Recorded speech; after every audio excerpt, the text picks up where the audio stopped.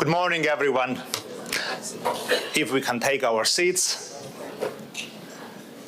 Good morning once again, Madam President of the Cyprus House of Representatives, Deputy Minister Marilena Rauna, ladies and gentlemen, dear colleagues, dear friends, it gives me great pleasure to welcome you all to Nicosia for this meeting of the chairpersons of COSAC, the first political function taking place in the framework of the Cyprus presidency. Colleagues, the meeting and the presidency itself are taking place during challenging times. World politics are being reshaped in a struggle, it seems, between liberal democracy, moderation, and the rules-based international order, however imperfect these may have been, and forces of authoritarianism and revisionism, where brute force is the only currency that matters. As we speak, the brave people of Iran are staging the most significant challenge so far against the Islamist autocrats who have been ruling this important country, the very ones who have been violating human rights, who have been supporting terror groups and destabilizing the entire region for too long. This popular uprising is now facing a brutal suppression, often unnoticed and unreported by our Western media. And at the same time, Ukraine is continuing its own brave struggle for survival and freedom against the Russian invaders. Ukraine was attacked because it made a choice in favor of Western liberal democracy and the European orientation, rejecting the prospect of being subjugated by Putin's authoritarian regime. It should thus be clear that Russian aggression is, in fact, a direct threat against European security and European democracy. And let me say that here in Cyprus, we know firsthand what it means to face aggression from a revisionist, illiberal neighbor. Dear colleagues, turning a blind eye against such authoritarian powers, doing business with them as usual, buying oil and gas or selling arms to them, is plainly wrong. It undermines our common values and our common interests. What we should instead be focusing on is establishing the European Union as a real geopolitical power, especially now when our transatlantic ties are being, well, redefined, to say the least. And for that we need a European revival which should start from the economy, because without a robust, competitive economy, we have nothing. We need less of the regulatory and bureaucratic excesses, which are a burden to economic activity, and more of the policies which support innovation, job creation, and entrepreneurship. But at the same time, we need a European revival which will place our common security, our common defense, and strategic autonomy at the core of our politics. Dear colleagues, we should do more to transform our union into a global player to be reckoned with, able to defend and promote peace and security and liberty throughout our continent and beyond. This is what we should focus on during the current presidency and in the years ahead. Ladies and gentlemen, with these few thoughts, I declare the opening of this meeting, and I have the pleasure and honor to call upon the President of our House of Representatives, Mrs. Anita Dimitriou, to take the floor.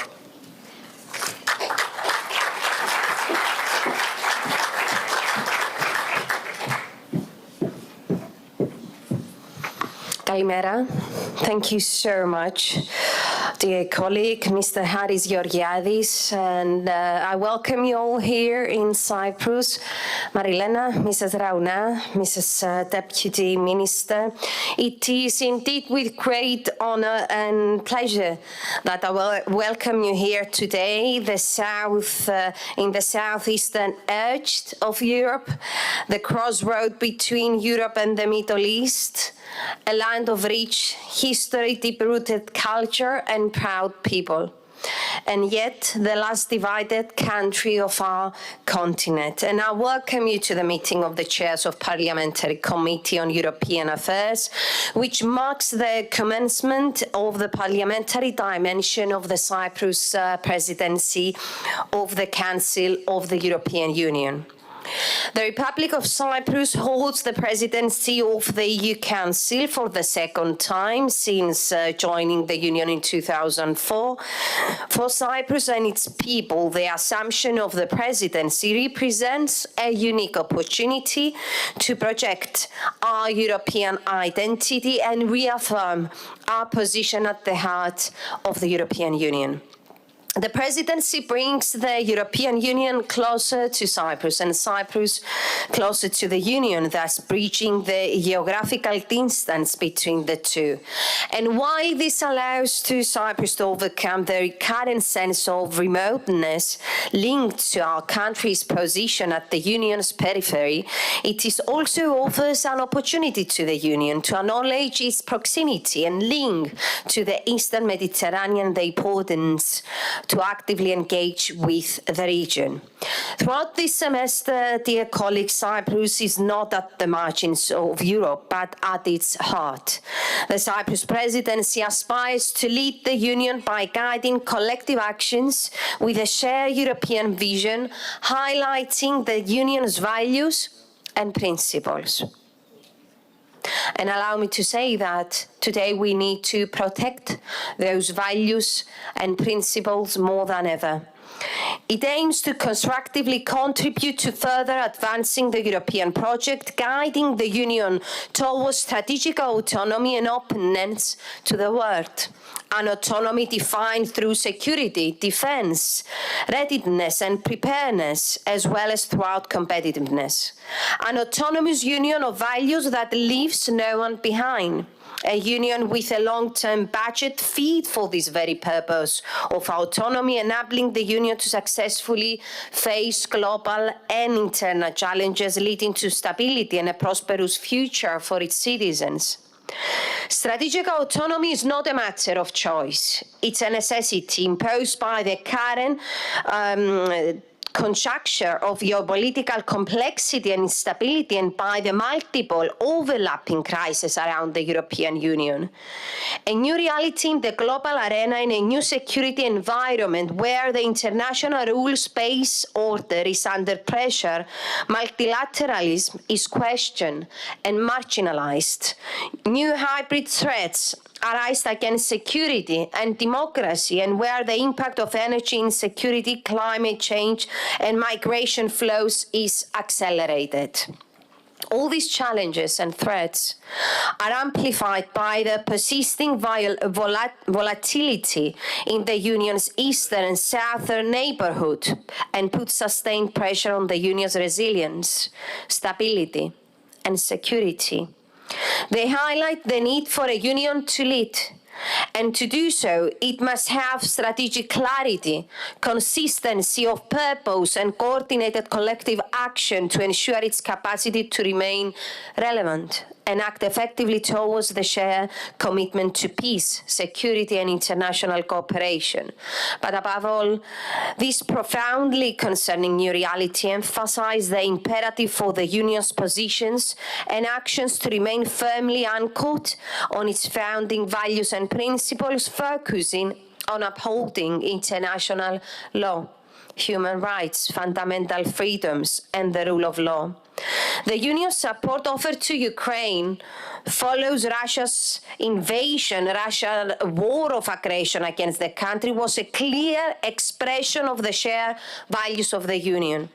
Acting in unity and resolve, the EU offered military support, humanitarian assistance, financial aid, a European perspective, and adopted sanctions against the aggressor. Most importantly, the support offer was principled, as the Union stood united, defending Ukraine's sovereignty, independence, and territorial integrity. This was a matter of cautious and clear choice in favor of safeguarding the rules-based international order and upholding the values upon the European peace, security and credibility ultimately depend. We will never stop calling on the European Union to raise its voice every time its values and principles are challenged, to demand that international law is respected without exception, and to affirm that borders cannot be changed by force, that the rule of law must prevail over aggression. Solutions can only be brought through dialogue, and negotiations can only last in time if based on international law. This is the case for Ukraine. This is the case for Cyprus. And this is also the case for Denmark and Greenland, as well as for every country whose sovereignty and territorial integrity is violated, threatened, or put into question through force. But allow me to say and add that this is also the case of the people of Iran, struggling for a better life in dignity and freedom. Dear colleagues, for almost 52 years, Cyprus is a victim of the exact same violations of international law following the Turkish invasion of 1974 and the continuous occupation of 37% of our territory. In the case of Cyprus, international law is being violated, European territory is being occupied by force, and human rights of European citizens are infringed. The strategy of refugees, of missing persons, of women victims of the invader are all heartbreaking realities Cypriots know too well. Efforts to resume substantial negotiations towards reaching a comprehensive, just and viable settlement of the Cyprus problem are ongoing under the auspices of the UN Secretary General. And we are committed to this process, hoping to a settlement that will reunify our countries in conditions of lasting peace, security, and prosperity for all the citizens, for all Cypriots, for all the legal citizens. This only will be possible if the settlement of the problem is in line with international law and, of course, the resolutions of the Security Council and the European norms and principles. Ladies and gentlemen, dear colleagues, holding the presidency prompts Cyprus to reflect on the European Union we wish to live in. As European citizens, as parliamentarians, it gives us the opportunity to help from channels leading the Union towards the very path for the next decades, towards a Union that is stronger, capable of acting for the benefit of the citizens and the future generations. A Union of values and principles that guarantees peace, stability, and security. A Union firmly rooted in democracy, where the rule of law and fundamental rights and freedoms are respected, and where the voice of every member state and every citizen matter. Towards a union which continues to successfully unite us in diversity, delivering shared prosperity and equal opportunities for all, boosting competitiveness and economic growth, allowing business to develop and innovate and societies to thrive. Those are the foundations upon which citizens can build their future with confidence, giving meaning to the European project today and, of course, for the days to come. This is the essence of the relevance of COSAC and the reason why COSAC meetings truly matter, because COSAC provides a vital forum where representatives of European citizens can engage in dialogue between them. and with European institutions constructively contributing and advancing the European project. Well, ladies and gentlemen, the Cyprus House of Representatives fully supports the ambitious objectives of the Cyprus presidency and will contribute to the greatest extent possible to its success by fulfilling its responsibilities with due diligence and a sense of duty. In the framework of the parliamentary dimension of the presidency, the Cyprus House of Representatives will have the pleasure to hold 5 parliamentary conferences, including the COSAC chairs and plenary, the Interparliamentary Conference on Common Foreign and Security Policy and Common Security and Defence Policy, and a thematic conference on important aspects of artificial intelligence. The House of Representatives and the European Parliament will co-host 2 conferences, the meeting of the Joint Parliamentary Scrutiny Group on Europol in Nicosia and the Interparliamentary Conference on Stability, Economic Cooperation and Governance in the EU in Brussels. The conference agendas will include important matters reflecting the Cyprus presidency's priorities and current affairs, adding a Mediterranean, if I may say so, dimension to debates and allowing for meaningful exchanges. Dear colleagues, without further ado, I warmly wish you a pleasant stay in Cyprus and, of course, fruitful deliberations. Thank you.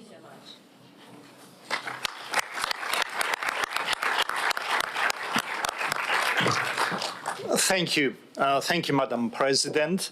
And before proceeding, I would like to extend a special welcome to Mr. Michal Stutska, if I say the name correctly, who is the chair of the EU Affairs Committee of the National Council of the Slovak Republic and who attends COSAC for the first time in this capacity. Welcome, dear colleague.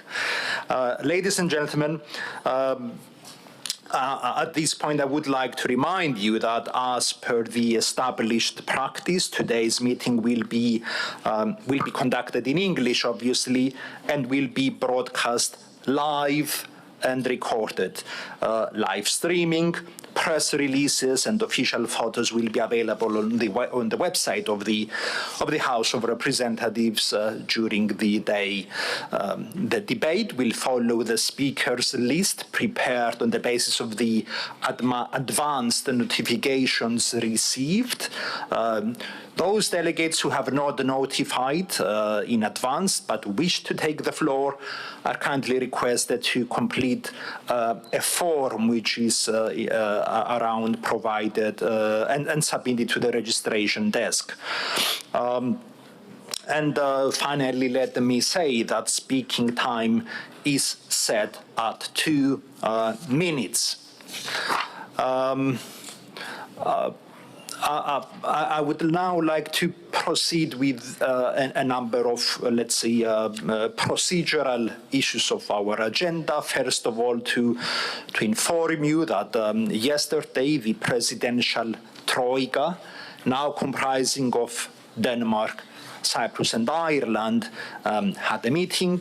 Obviously, the task of the presidential troika is to ensure continuity. We had the opportunity to approve both the agenda for today and also the draft agenda for the 75th COSAC plenary, which will take place in March, and also the outline for the 45th COSAC biannual report. The agenda for today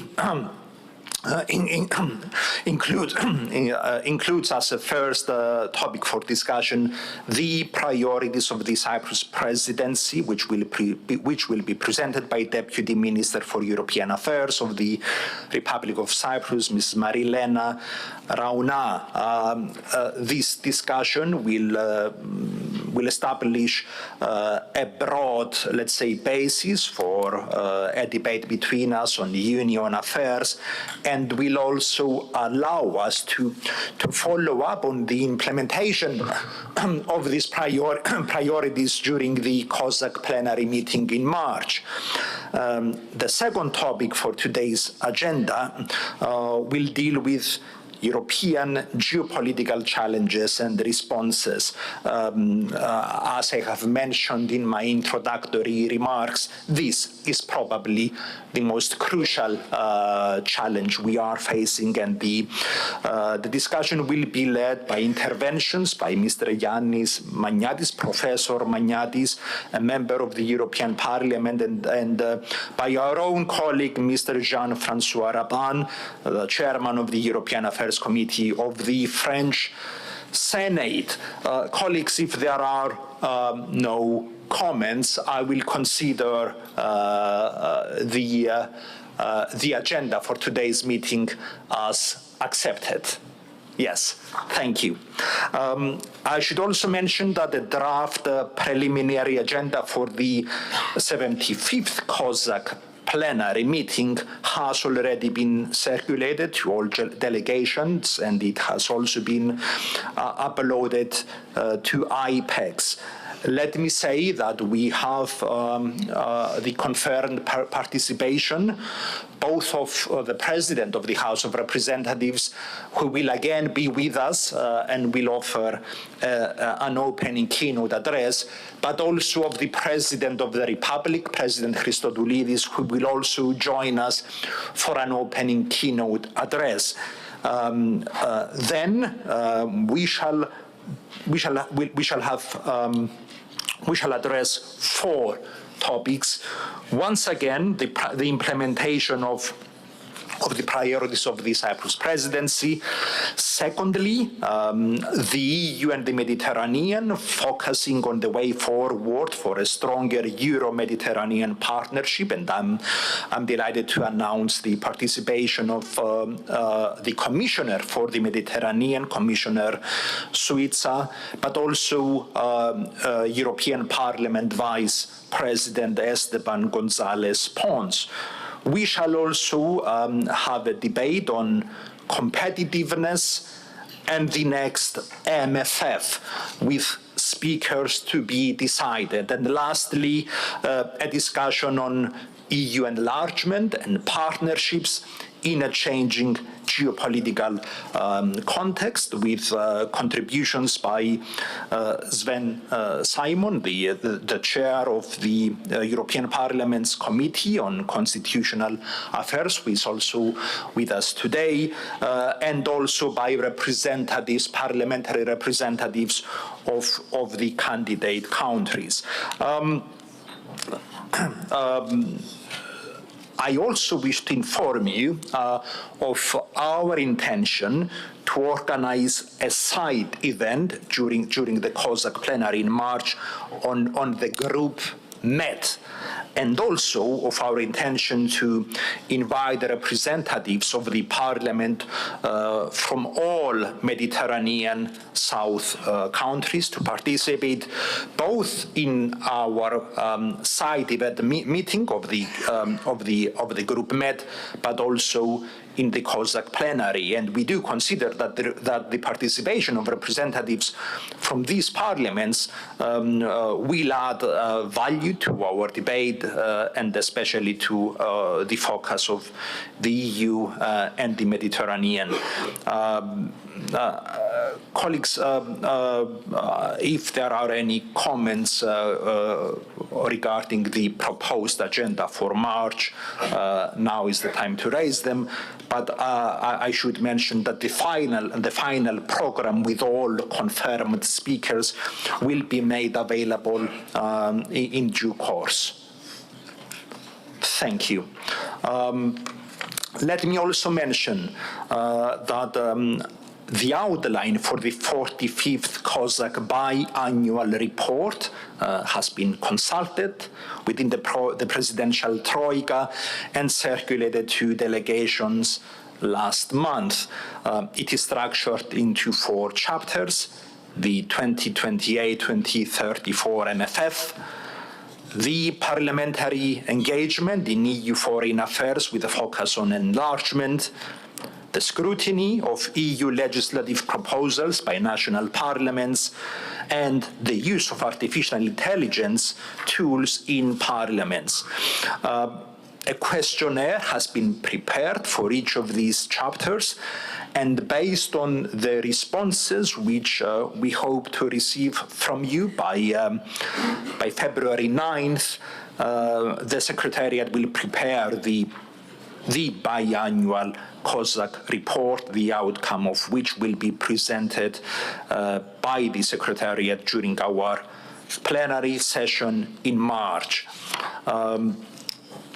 And finally, I should inform you that the Presidency has received letters from the parliaments of Iceland, Norway, Switzerland, and the House of Lords requesting participation in the COSAC meetings during the Cyprus Presidency. After consultation with the Troika, the Presidency has replied affirmatively to all.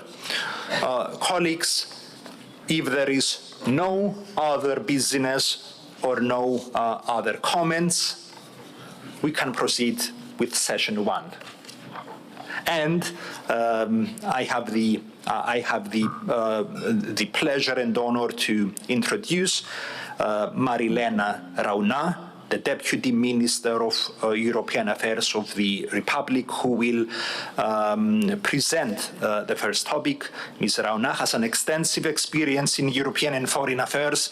She served in the European Commission, the permanent representation of Cyprus to the EU, and in senior advisory roles within the Presidency and the Ministry of Foreign Affairs. She has been closely involved in EU enlargement policy, EU-Turkey relations, and in EU institutional negotiations. Minister, you have the floor.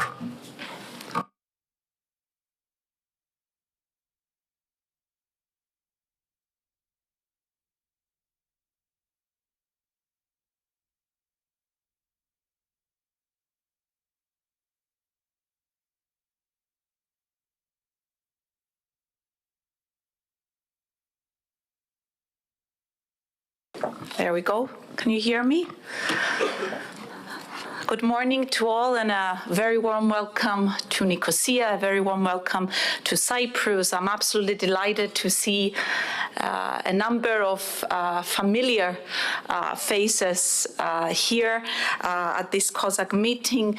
Dear Chair of Foreign and European Affairs Committee, dear Harris, apologies, Excellency, President of the Parliament, honorable chairs of European Affairs Committees, ladies and gentlemen, it is an absolute honor that we welcome you, parliamentary representatives, here in Nicosia, right at the very outset of the Cyprus presidency of the Council. Your presence here is not merely symbolic. It reflects a fundamental truth about our union. European integration does not advance in Brussels alone. It advances through national parliaments, through democratic scrutiny, and through the trust of our citizens. You represent the democratic backbone of our common European home. The national parliaments, the temples of democracy that anchor European decision-making in our societies. I also address you today with a great sense of responsibility, because this pivotal moment we live through as Europeans demands clarity, resolve, and above all, unity across institutions, across member states, and across our national political systems. Cyprus assumed the presidency on the 1st of January as the final member of our trio, starting with Poland and subsequently with Denmark. It is a role with which we have prepared for 2 years with diligence, and with a clear sense of purpose and commitment to the European project, to advance it, to strengthen and deepen European integration at a time of profound transformation. I also address you today proudly and with grounded confidence, because this is the moment for Cyprus, and we are ready to lead, to coordinate, to be the voice of 27 member states, to negotiate as true, honest brokers, to breach divergences, to formulate solutions and compromises that advance our shared European agenda. As the member state of the European Union at the southeastern edge of the Union, as the last member state that is under occupation, Cyprus knows from its own lived experience what lack of security means. It lives and breathes the consequences of violation of territorial integrity and sovereignty. But also, Cyprus knows from lived experience and embodies resilience through adversity, perseverance, and European solidarity. And those are qualities and values we will project as Presidency of the Council. We also assume the Presidency as a member state that is an integral part of the Eastern Mediterranean, a region of geostrategic importance that we consider to be an integral part of our effort as a European Union to strengthen our competitiveness, but also our security. And as a country with a proven track record for regional cooperation, acting consistently as an enabler of stability and security, and serving as a bridge between Europe and the Middle East, always part of the solution to the region's challenges, never part of the problem. Honorable chairs, it has been said before, and it is true, that Europe is confronted with an increasingly and rapidly evolving geopolitical and geoeconomic environment. War has returned on our continent, on our borders.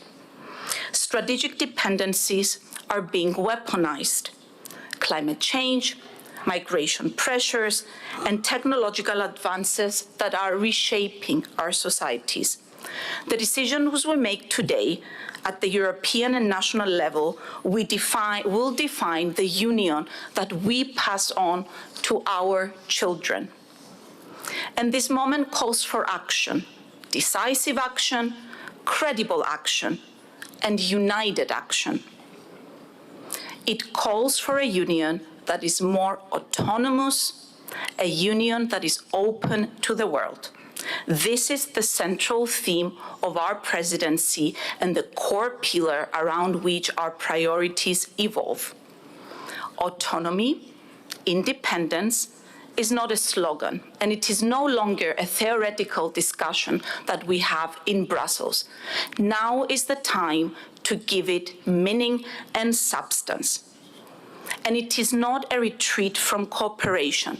To the contrary, it is the next natural step in the evolution of European integration. It calls for outwardness, for strength through partnership.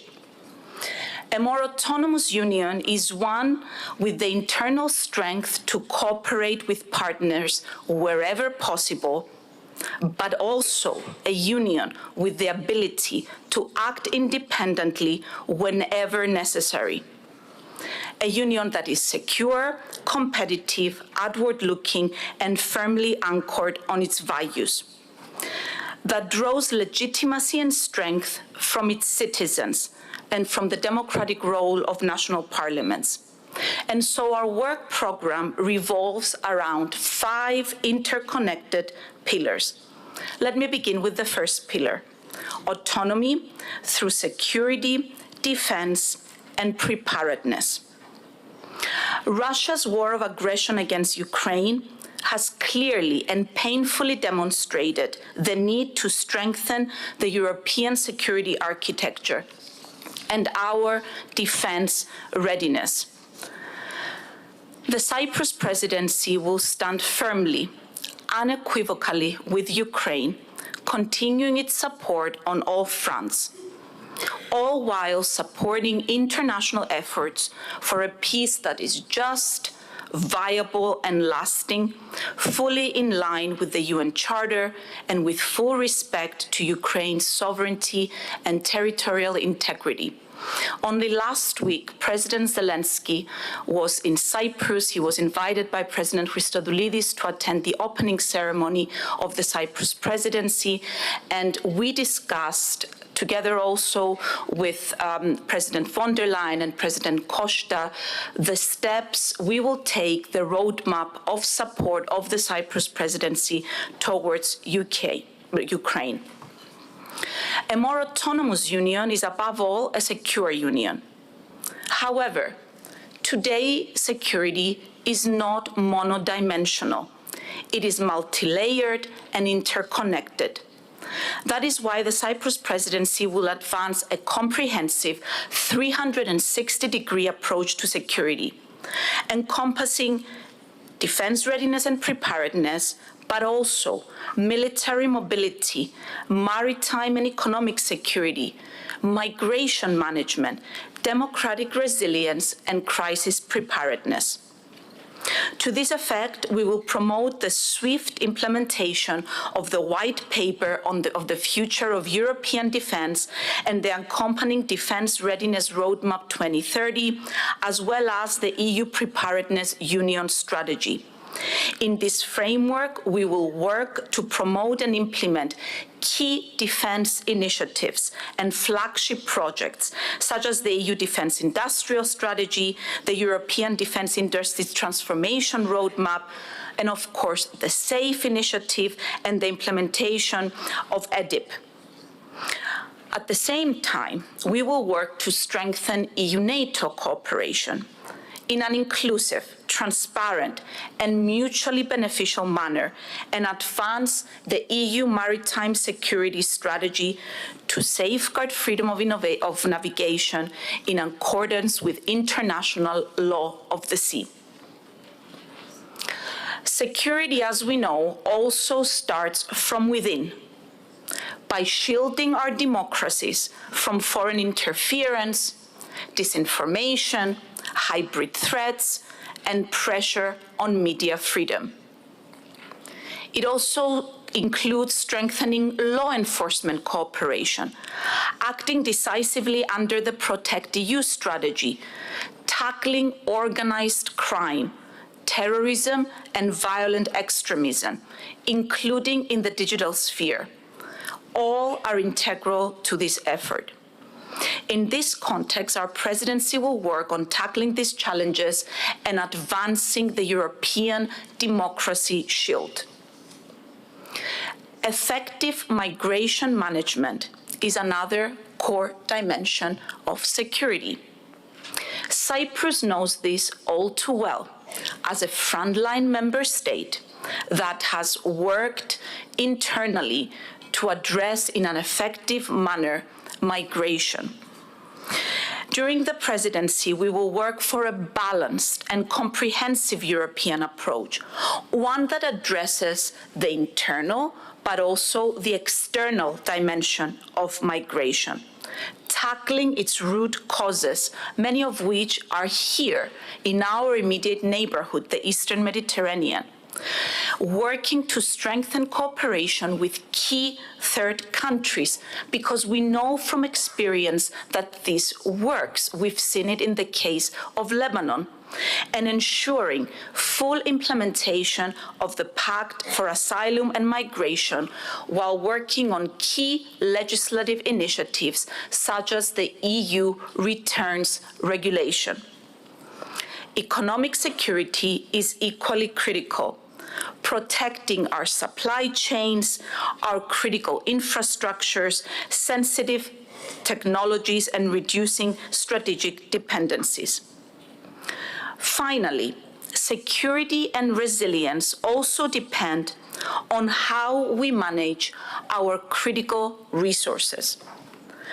Water security is emerging as a strategic challenge for Europe, central to climate adaptation, competitiveness, and crisis response.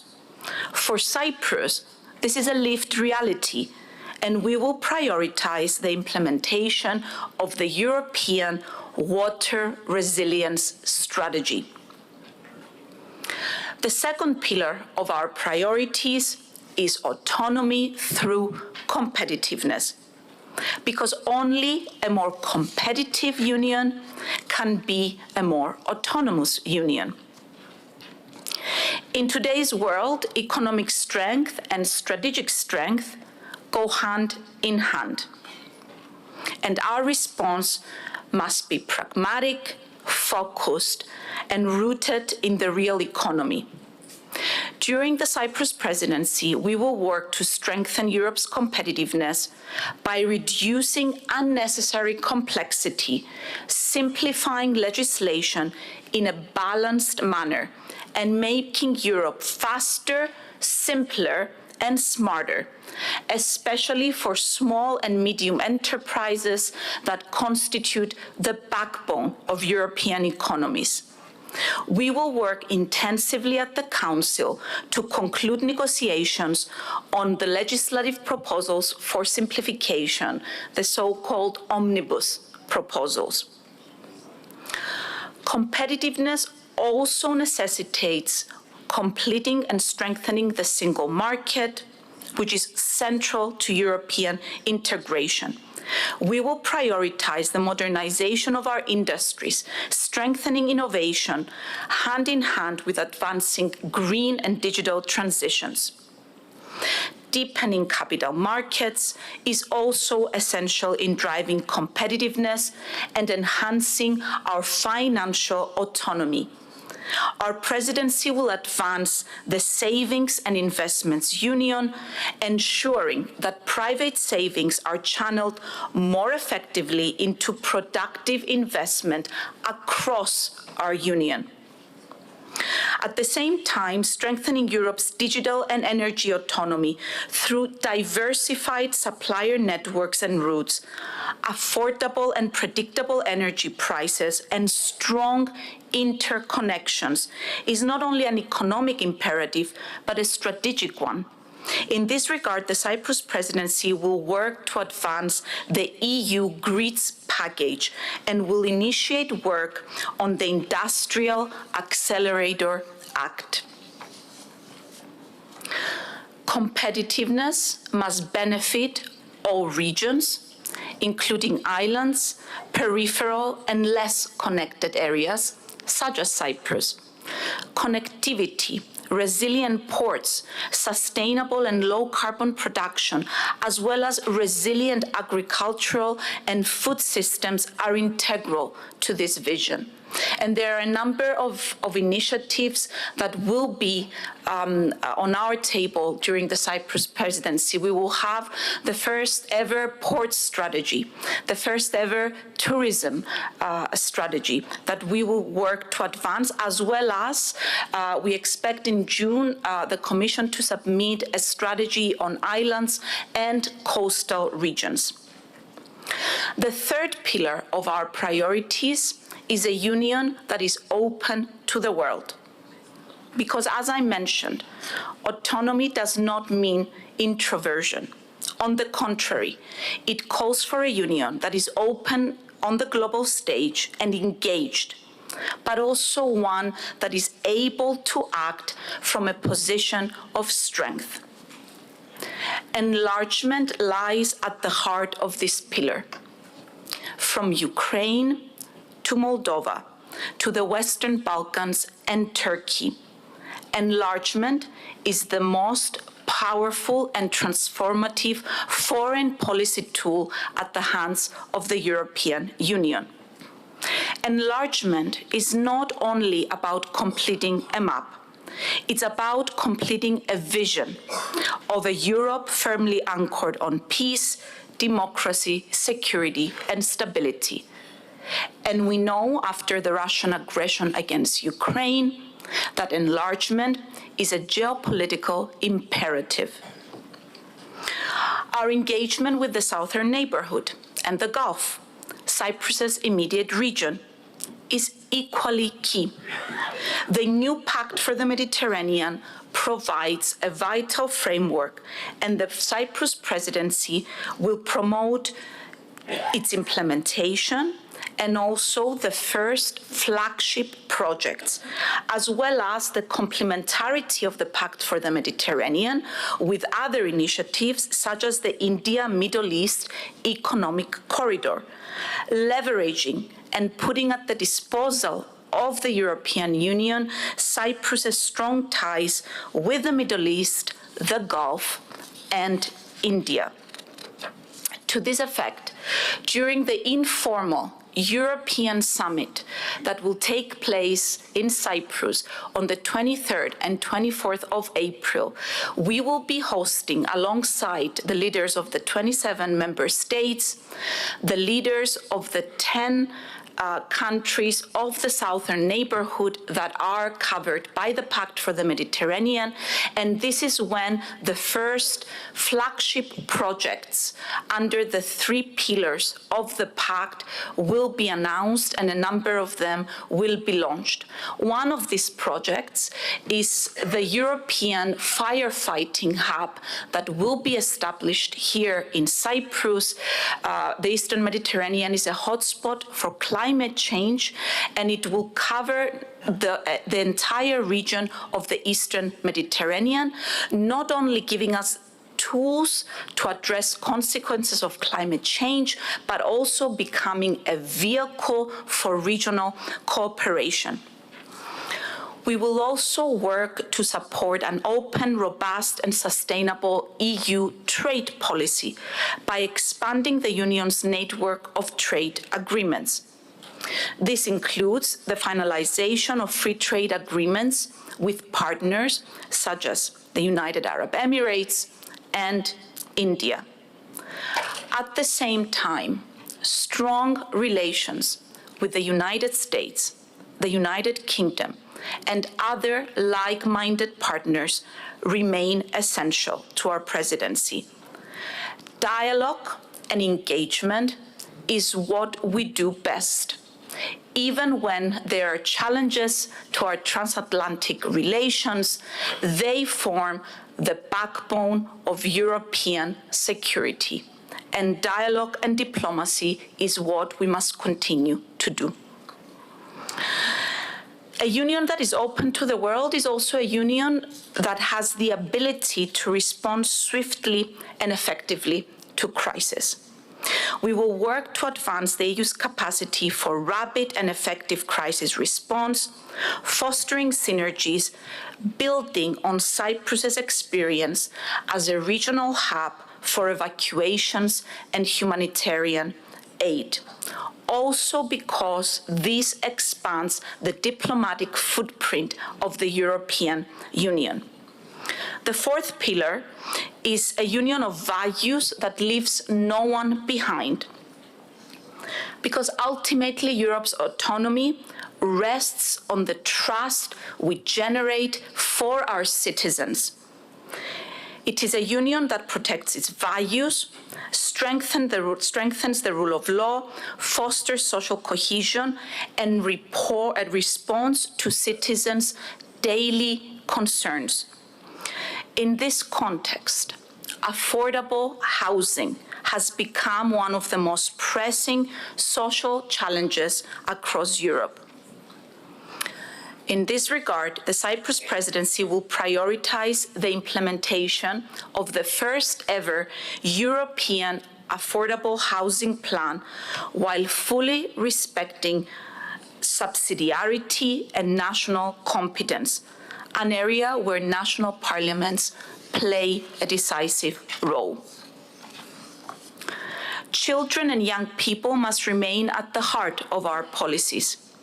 we will place particular focus on tackling child poverty, ensuring access to high-quality early childhood education, safeguarding children's well-being, and protecting our children from online and offline threats. In this context, we look forward to advancing the European Action Plan against cyberbullying. Moving on to the final pillar of the Cyprus presidency priorities, which is a long-term budget for an autonomous union. Strategic ambition requires resources, and the next multi-annual financial framework is where our priorities must meet reality and implementation. The new MFF must become the vehicle through which the Union delivers on security, competitiveness, sustainability, resilience, cohesion. This is our shared interest and responsibility. And so our aim during the presidency is to build on the important work of our Danish partners and significantly advance negotiations so that we are able to deliver to the Irish presidency a second, mature, comprehensive negotiating box with the aim of including figures. We understand the challenges at hand, but at the same time, we are committed to working constructively with transparency with all partners in order to deliver a balanced, robust, and ambitious framework. Dear Madam President, honorable chairs, the success of the Cyprus presidency will be measured by results and by our ability to bring member states and institutions, the European Parliament, the European Commission, together. Because together we must translate unity into action. I wish to assure you that Cyprus will work with determination to advance our shared objectives in the face of challenges, but also firmly anchored on the expectations of our citizens. This is our shared responsibility, and it is also the surest path towards a secure, prosperous, and united Europe. Thank you very much.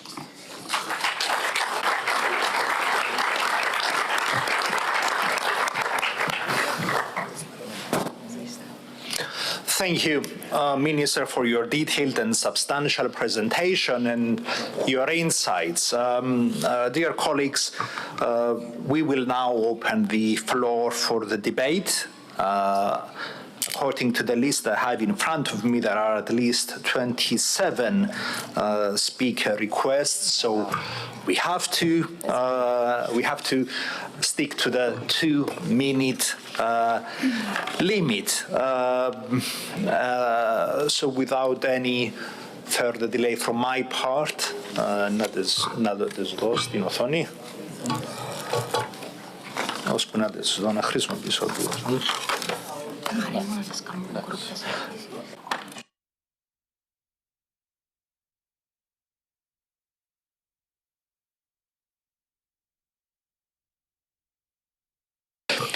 Apologies, colleagues. I'm consulting with the minister. So Minister, please follow the comments, the questions, and you shall have the opportunity to respond at the end of the session. And we commence with Hendrik Moll. Yes. Thank you. Thank you very much for a very interesting speech about this. And we totally agree about open autonomy. And I would like to say I am so impressed that you have, under 2 weeks,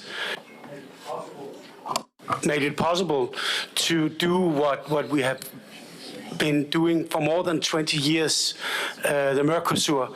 I know it's a sensitive issue because not every country agrees, but I think it's a big step if we want the autonomy and we want it to be open and trade with others. I think it's very important that we not only are looking to the US, but are looking to the rest of the world.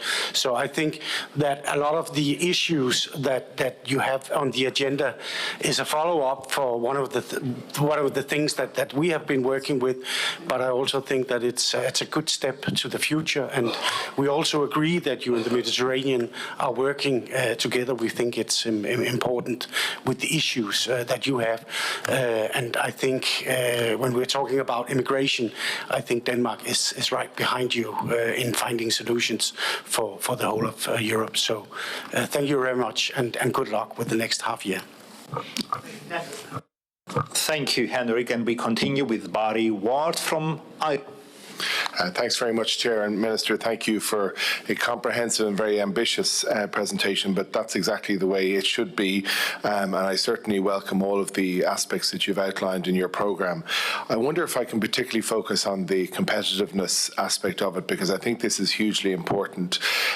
As we face very uncertain global environments, one of the areas where the European Union, I think, needs to reform is in the area of competition, but in a way that doesn't in any way stifle innovation. And if we are truly to compete on the global stage as a bloc with particularly the United States, I think there is a growing concern that innovation is being stifled within the European Union because of regulation. Now, actually, I think we achieve quite a good balance between the need for proper regulation, which ensures the safety of our citizens, and the need also for innovation. But we need to ensure, and I think this is something that you've hit upon in your presentation, we need to ensure that Europe continues in that balance and ensures that there is a fostering of innovation, so that companies and individuals within the European Union can achieve the greatest possible results for our citizens by using innovation to drive industry, to drive results, to drive solutions. And we know we can do it. I mean, the vaccines in relation to COVID is an example of how cooperation and innovation can achieve real results that save lives. So I think that is a particularly interesting and important aspect of what you've said to us.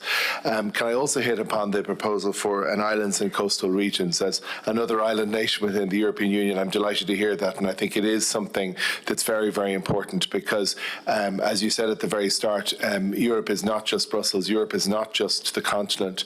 There is so much more to Europe, and there's so much more possibility in Europe. I very much welcome the idea that we would particularly focus on island and coastal regions as well. But congratulations and the very best of luck for your presidency. Thank you, Barry. Valid points, I would say. And we continue with Sven Simon from the European Parliament. Yeah, thank you, Chairman, Minister. I think you're absolutely right. In a time of shifting geostrategic realities and declining European competitiveness, Europe must prove again that it can deliver on the expectations of its citizens. In the Committee on Constitutional Affairs of the European Parliament, we remain convinced that this goal requires a serious commitment to institutional reform. As you all know, we adopted a proposal for treaty change under Article 48 in the last term, including the expansion of a qualified majority voting and a stronger role for national parliaments. And I think you mentioned it both. I absolutely agree with Haris Georgiadis that the EU needs to be a real geopolitical power. And Minister, you said, and I think that's absolutely right, EU integration does not advance in Brussels alone. We need the member states, we need the governments, but we also need parliaments in the member states, that we really enhance the capability to act of us Europeans. And I would also like to support you when you said that we must act together to bolster industrial competitiveness. While the omnibus package are a step forward, over-regulation remains the primary hurdle of European firms. We look to the Presidency for a strong commitment to remove the legislative dead weight, stifling Europe's economic potential, but also accomplishing the common market, which is not yet the case. And when we speak about energy policy, digital, artificial intelligence, and all those topics you all know, we must use better economies of scale, which companies can do in China, they can do in the United States, but we still have huge hurdles on the European continent. I thank you very much again for your presentation and look forward.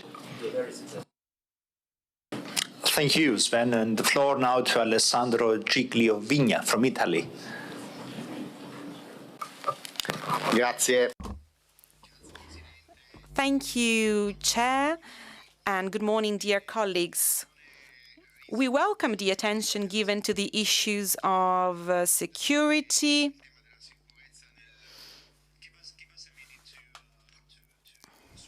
translation.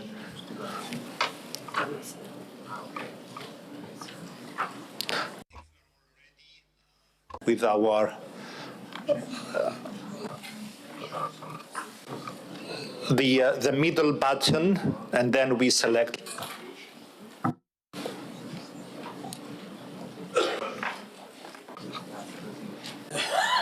Yeah. Thank you. Good morning, dear colleagues. Where us Italians, we like to speak our own language, since we are one of the founding countries of the Union, so that's why we like to speak our language. Well, so we welcome the attention given to the issues of security, migration, as well as the Mediterranean dimension of the Union. And we also appreciate the new focus on economic resilience and, once again, on the Mediterranean dimension of the Union. These areas are closely interlinked and they require a pragmatic approach that is based on loyal cooperation between European institutions and national parliaments.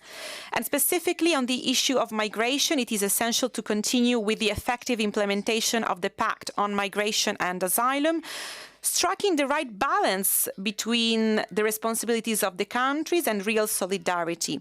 At the same time, we need to fight against criminal networks trafficking in human beings and make repatriation policies effective. The external borders of the Union are not merely the borders of a few member states, but rather a common European border and assets, which requires shared responsibility, operational tools, and timely decisions. In terms of security and defense, I would like to clearly reiterate the Italian position. For us, Europe's security must continue to be inextricably linked to the Atlantic pillar and to the essential role of NATO. As for the Union's policies as a whole, I would like to draw your attention to a cross-cutting issue that I raise on every single meeting, and which has an impact on the credibility and external action of our Union. That is regulatory hypertrophy, excessive regulation, which often takes the form of regulations and risks weakening Europe's competitiveness, industrial security and strategic capacity. So a paradigm shift is needed in order to restore the centrality of the principle of proportionality and the role of national parliaments. Thank you, and I wish you all the best. Thank you, dear colleague, and we continue with Bernadette Gerger from Austria. Chairman, Minister, dear colleagues, congratulations to your presentation of your presidency of the Council of the European Union. Under the motto of Autonomous Union, open to the world, the program rightly underlines that the European Union has repeatedly faced major challenges and has grown stronger through overcoming them. Many of the priorities of this Cypriot presidency are also of great importance to Austria. Let me briefly highlight three aspects. First, enlargement. The 2025 enlargement package shows encouraging progress and underlines the realistic prospect of further enlargement, particularly with regard to Montenegro and Albania. At the same time, clearly differences in reform progress remain. It is essential that accession criteria apply equally to all candidates, but is just as important to send credible signal that enlargement is achievable for those who deliver the necessary reforms. Second, autonomy through competitiveness. In a volatile global environment, a predictable and reliable legal framework is crucial. Completing the single market, strengthening renewable energies, reducing dependencies on raw materials, and keeping pace in key technologies such as artificial intelligence are central tasks. Equally important is cutting unjustified administrative burdens and strengthening small and medium-sized enterprises.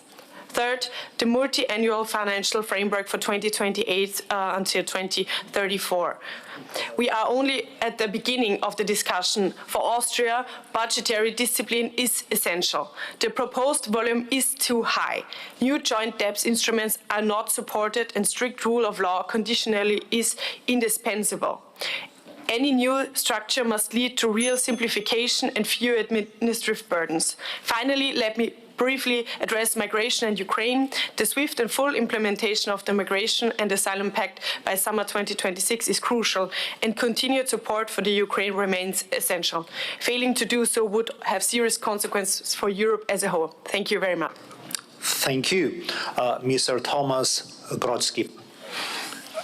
Thank you, ladies and gentlemen. The coming month will be a time of decisions of fundamental importance for the European Union's security, cohesion and resilience.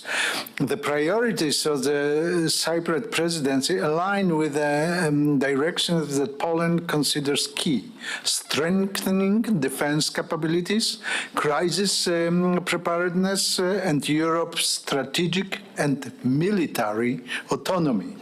In the face of the ongoing war at the EU borders, support for Ukraine remains a central element of European responsibility. Continued financial and political support is essential. And we should still remember about the loan for 2026-27, making use of frozen Russian assets.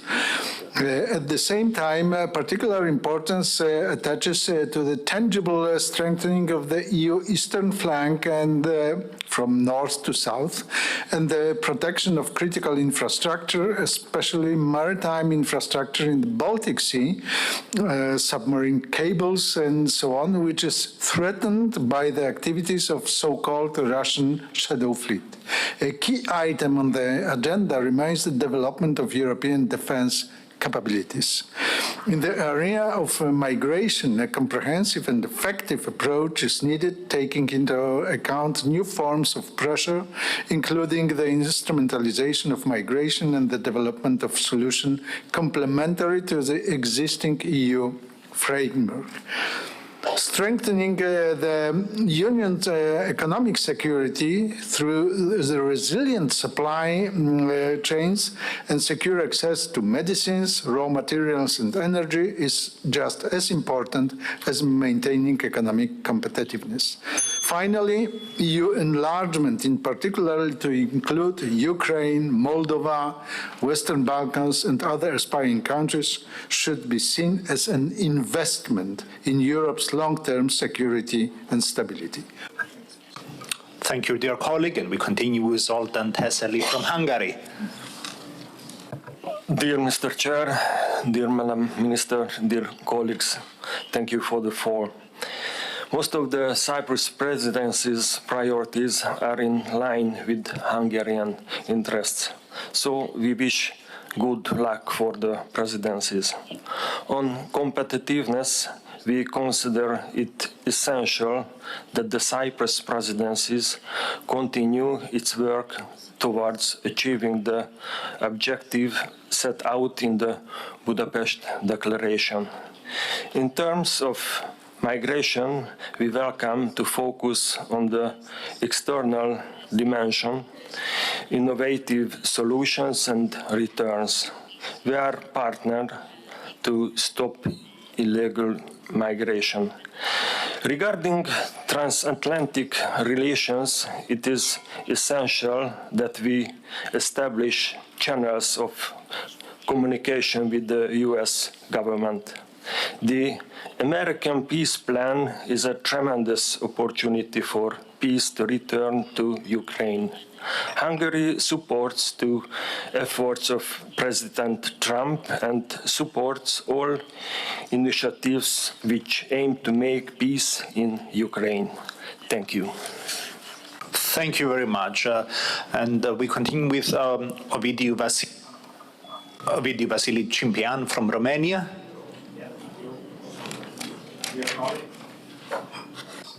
Dear colleagues, Romania welcomes the priorities of the Cyprus presidency and supports its vision for a more autonomous, competitive and resilient European Union. In a context marked by Russia's ongoing aggression against Ukraine and growing geopolitical pressure, Europe must strengthen its capacity to act. We strongly support continued assistance to Ukraine across all dimensions and its sovereign right to pursue European integration alongside a just peace with strong security guarantees. We also reaffirm our support for a fair and merit-based enlargement process for Ukraine, Republic of Moldova and the Western Balkans. We support opening the first clusters of negotiation with the Republic of Moldova and Ukraine as soon as possible under the Cyprus presidency's mandate. A solution is needed without delay to avoid frustration for these candidate countries and to preserve the credibility of the European Union. Security threats today are not only military. Disinformation, fake accounts and coordinated online manipulation increasingly undermine trust in democracy. On many platforms, identity verification is now a paid service. The blue check can be bought by subscription regardless of who you are. Authenticity has become a product, not a democratic safeguard. Citizens should not have to pay to prove who they are, while fake accounts spread manipulation. This is why the Chamber of Deputies of Romania calls for a European framework for identity verification on social media. Europe's competitiveness also matters. SMEs need predictable support to drive the green and digital transitions. Energy security, affordable housing, education and healthcare remain essential for social cohesion and citizens' trust. So Europe must stay open to the world, but strong enough to protect what matters, our democracy, our citizens, and our way of life. Thank you. Indeed. And we continue with Ivan Rajan from Croatia. Thank you. Congratulations on the presidency and best of luck with the agenda. It is really easy to talk about obstacles that we all see in front of us as Europe. We are in an unsettled world, unfamiliar, not knowing where it's all going to go. But perhaps I found a little hope in the strangest of places, and that is the Nicosia Cemetery. Yesterday I visited the Nicosia Cemetery to pay my respects to a friend who passed away a few years ago. And the cemetery is right next to the old Nicosia airport in the buffer zone, where nothing is supposed to happen. People call it the dead zone. It is a stark reminder of the Cyprus past, of the war that happened some 50 years ago, over 50 years ago, and that still has some unresolved issues. It is still a divided island. But the hope is in the pure fact that life finds a way. People found a way. Even in this buffer zone, people are allowed to keep using the cemetery and burying their loved ones there because it is the history, it is the past, it is the tradition.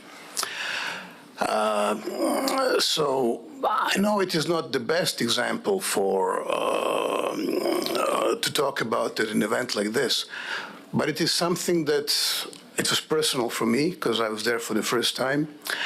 And the Cyprus situation of a divided island, but still a member of EU, is also a positive story and probably the only hope that I see going forward for Ukraine joining the EU.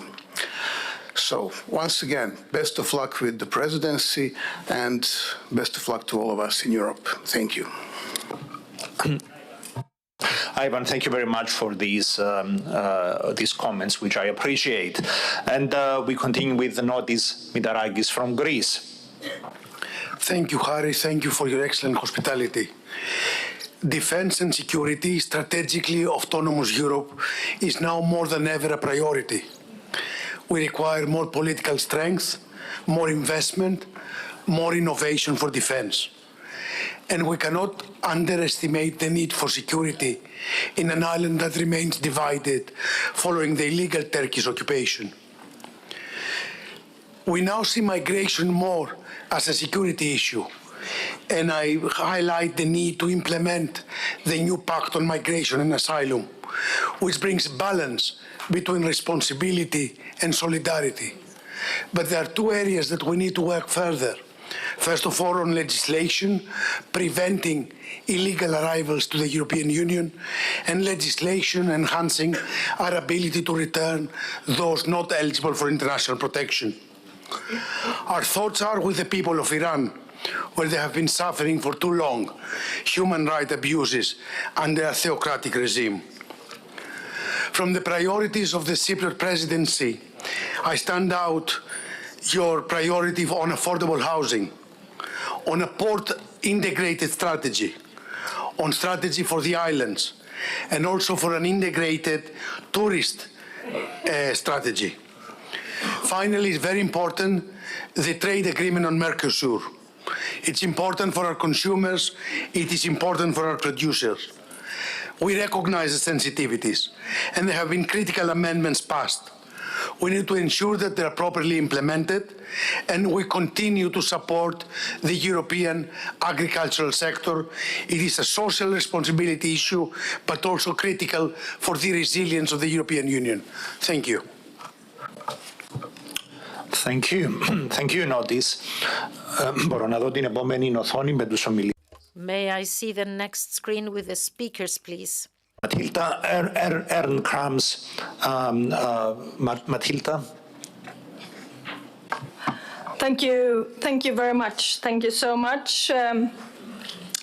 The geopolitical agenda, continued support for Ukraine, security, green competitiveness, social cohesion, and enlargement are of utmost importance moving forward.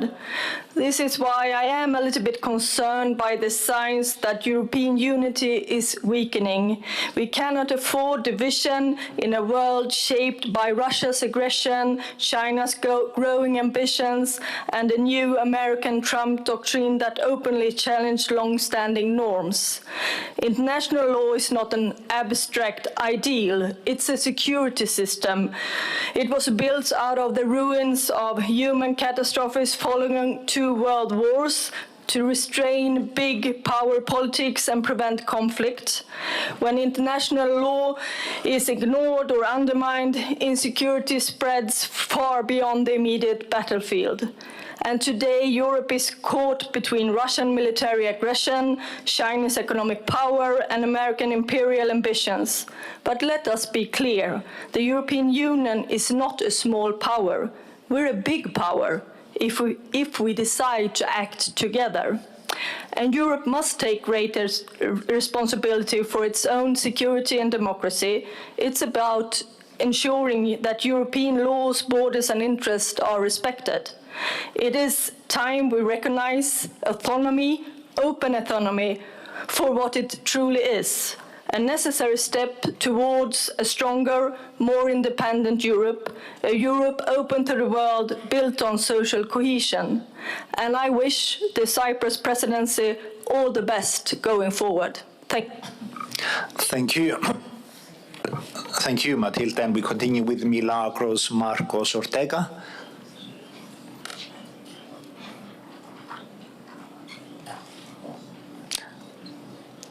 Is Milagros here? No?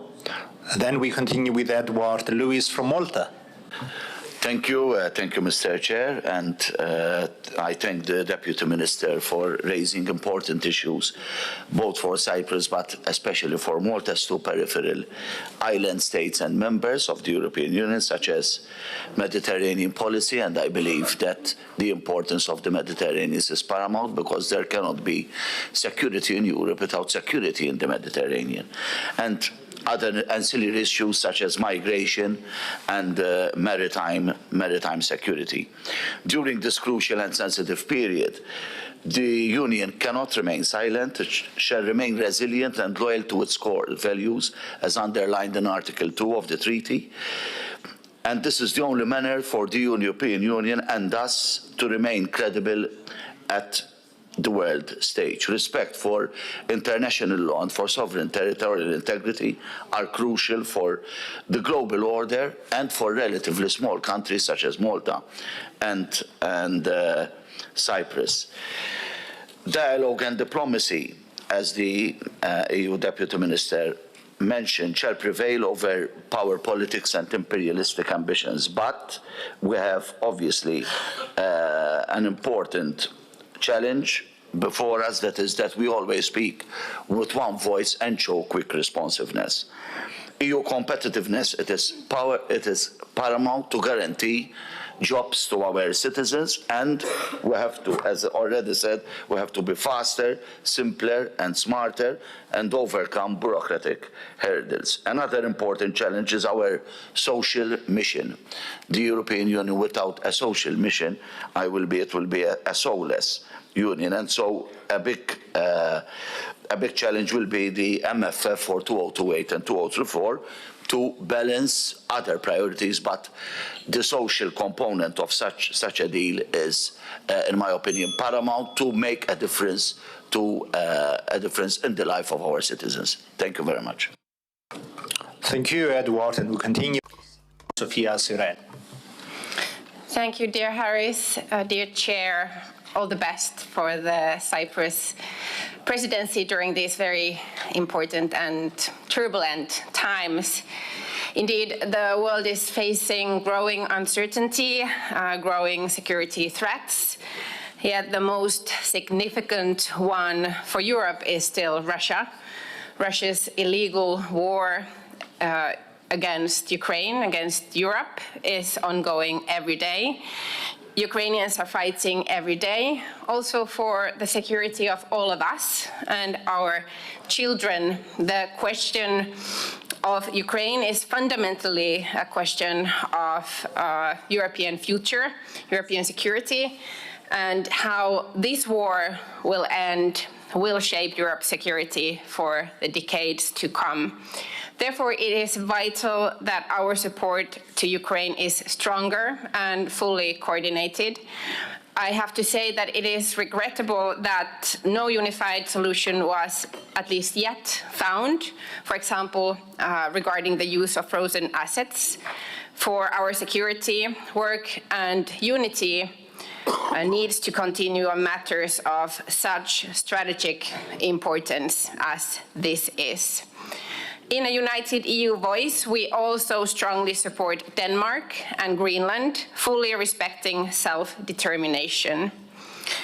Dear friends, current geopolitical tensions underline the growing importance of European security and competitiveness, and these are rightly at the very core of the Cyprus presidency, as Madam Minister very well explained to us. These priorities are also central in the context of the next MFF, support for Ukraine, security, defense, and competitiveness.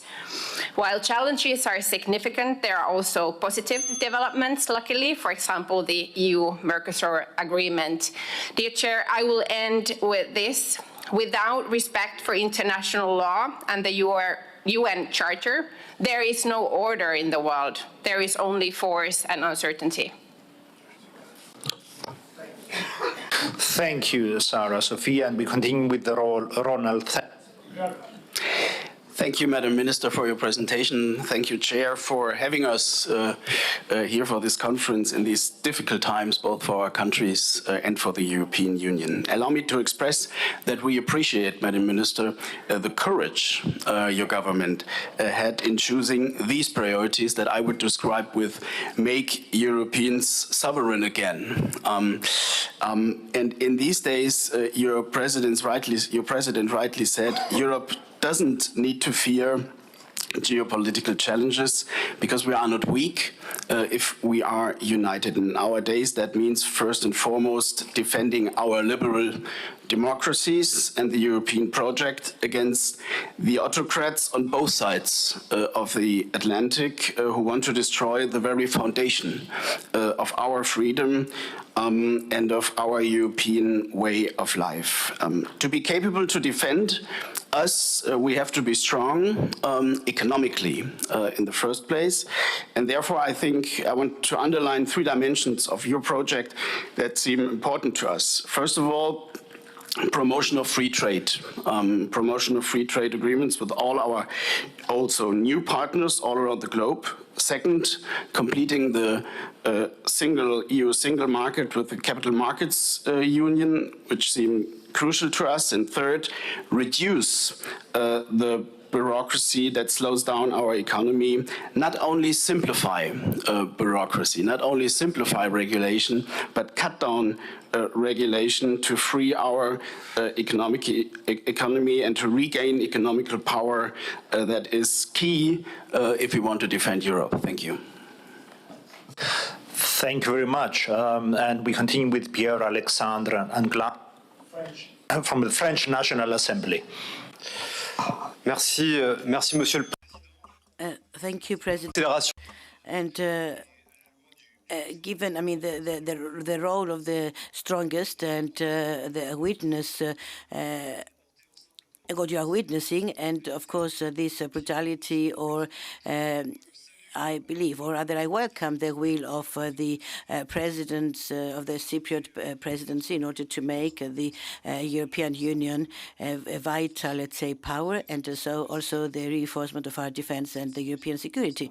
So this becomes a reality. We have finance instruments, and however, you have to do more. You have to go further, and also in order to put an end to have against, the American government. So the second priority is the defense of our interest, economic interest, in view of China and also the USA. Therefore, for us, it's very important to protect our interests, which is not protectionism, but it is the protection of the industry, automobile industry, and also with the measures, necessary measures, and also the acceleration of the agenda. And also,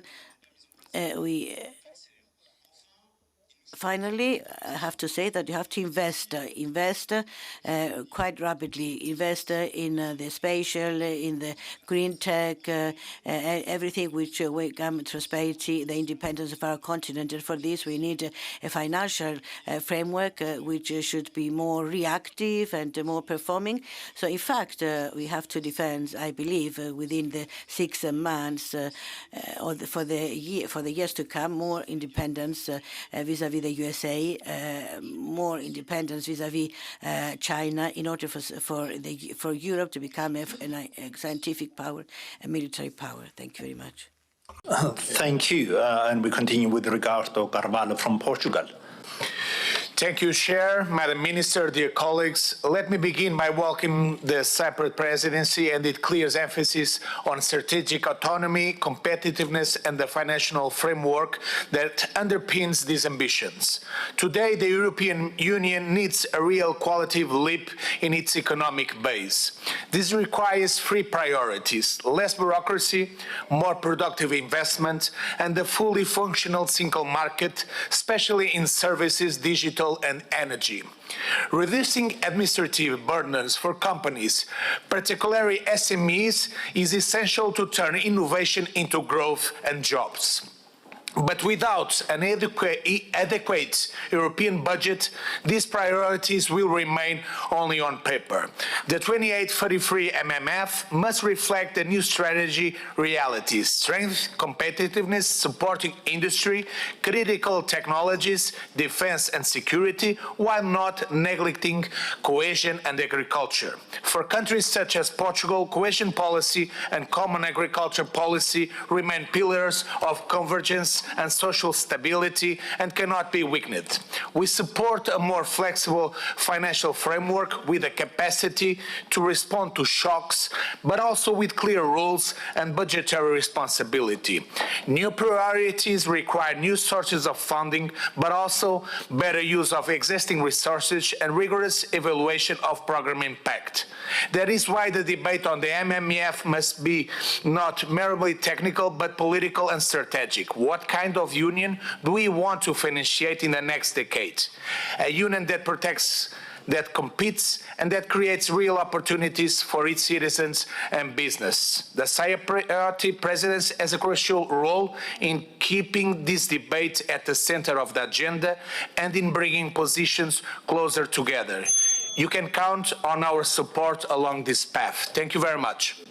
Thank you, Ricardo. And the floor now to Igli Hassani from Albania. Thank you so much, and allow me to warmly congratulate Cyprus on its presidency of the Council of the European Union.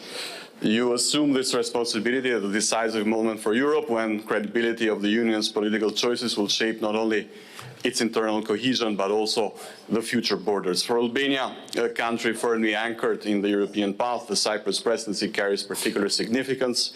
It comes for us at a time when enlargement must be treated not as a peripheral policy, but as a core pillar of Europe's strategic autonomy and security. We welcome your presidency's emphasis on unity, resilience, and respect for the international law. These are not abstract principles for us. These are values Albania has actively defended by fully aligning with the EU common foreign and security policy, by contributing to European security, and by advancing deep and often difficult reforms at home. Implementation matters. The success of your presidency will be measured by your ability to translate commitments into tangible progress, especially in sustaining a credible, merit-based enlargement process. For candidate countries that deliver, political momentum must follow. Predictability and fairness are essential to maintaining public trust in the European project. As chair of the Committee on Foreign and European Affairs, I can assure you that Albania's parliament remains fully engaged in aligning legislation, strengthening democratic oversight, and bringing our citizens closer to Europe's decisions. Albania does not see enlargement as a favor, but as a shared investment in Europe's future. We stand ready to work closely with the Cyprus presidency to ensure that this future is inclusive, united, and strategically sound. Thank you very much. Thank you. And the floor now to Jovan Subotic from Montenegro. Thank you, dear Chairman, dear colleagues. Let me congratulate Cyprus on taking over the presidency and wishing you the best luck during the semester ahead of us. We in Montenegro are committed to finish a huge chunk of our homework on our own European path during your presidency. In fact, this whole year will be marked by the presidencies of relatively small countries in size, but immensely rich and important when it comes to their history, culture, and political relevance. In other words, I hold it true that even the smallest country can change the course of the future. In that sense, I applaud your priorities list and the approach you took in taking over the presidency. I truly hope that during the following 6 months, the EU will indeed succeed in becoming more united, more autonomous, and more competitive. I also truly hope that the country of Cyprus will succeed in its intentions to be the pillar of stability and security in the region, as well as the bridge of cooperation between the EU and the entire region, as nicely outlined recently by your Deputy Minister of European Affairs, Ms. Marilena Rauna. To successfully achieve these goals, a comprehensive and detailed approach is necessary, with great focus on the basics of our political engagement, which is making the lives of our citizens better, through preservation and defense of the fundamental freedoms and values of the European Union. The last but not least, I thank you for your focus on enlargement, which is the center of political topic and an issue of complete political consensus in Montenegro. My country has worked hard on all levels, both internally delivering reforms and social cohesiveness, and externally completely align its foreign and security policy with the EU. We truly hope that soon this big family will be enriched by the membership of another country, small in size, but rich in history, culture, political relevance, marked especially by its ability to be a team player and contribute to the strength and cohesion of the entire European Union. Thank you very much. Thank you, Jovan, and I wish you every success. And we continue with Elvira Kovac from Serbia. Thank you, distinguished chair, dear colleagues. The focus on European autonomy, as well as promotion of an open union based on shared values and solidarity, represent a responsible, timely, and necessary response to the challenges Europe is facing today. For Serbia, the Cypriot presidency comes at a particularly important moment. Despite our clear commitment to reforms, our technical readiness, and the fulfillment of all criteria, Cluster 3 has still not been opened.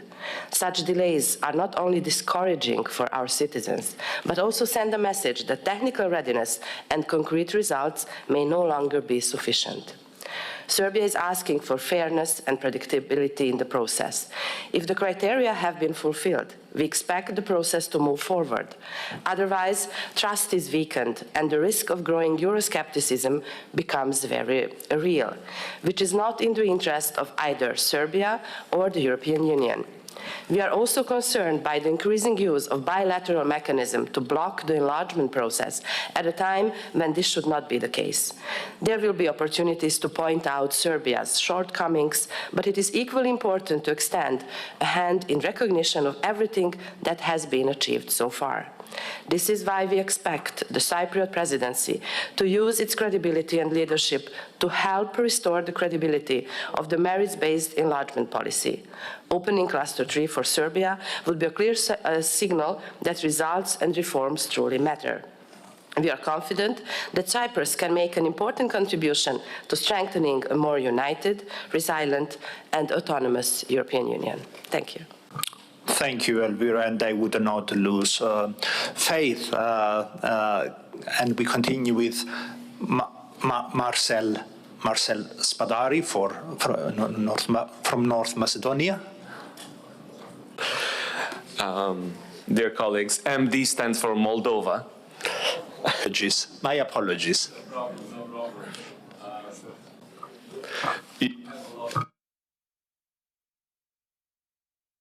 Yes, you'll have the occasion to discover many things about our country. It's an honor to address this panel on behalf of the Parliament of the Republic of Moldova. We are firmly committed to our European path. It was confirmed in the last elections in September last year. But first, allow me to express our deepest gratitude to Ukraine for their courageous fight for democracy, independence, and European values. We are safe because Ukraine is fighting with a lot of courage on the battlefields.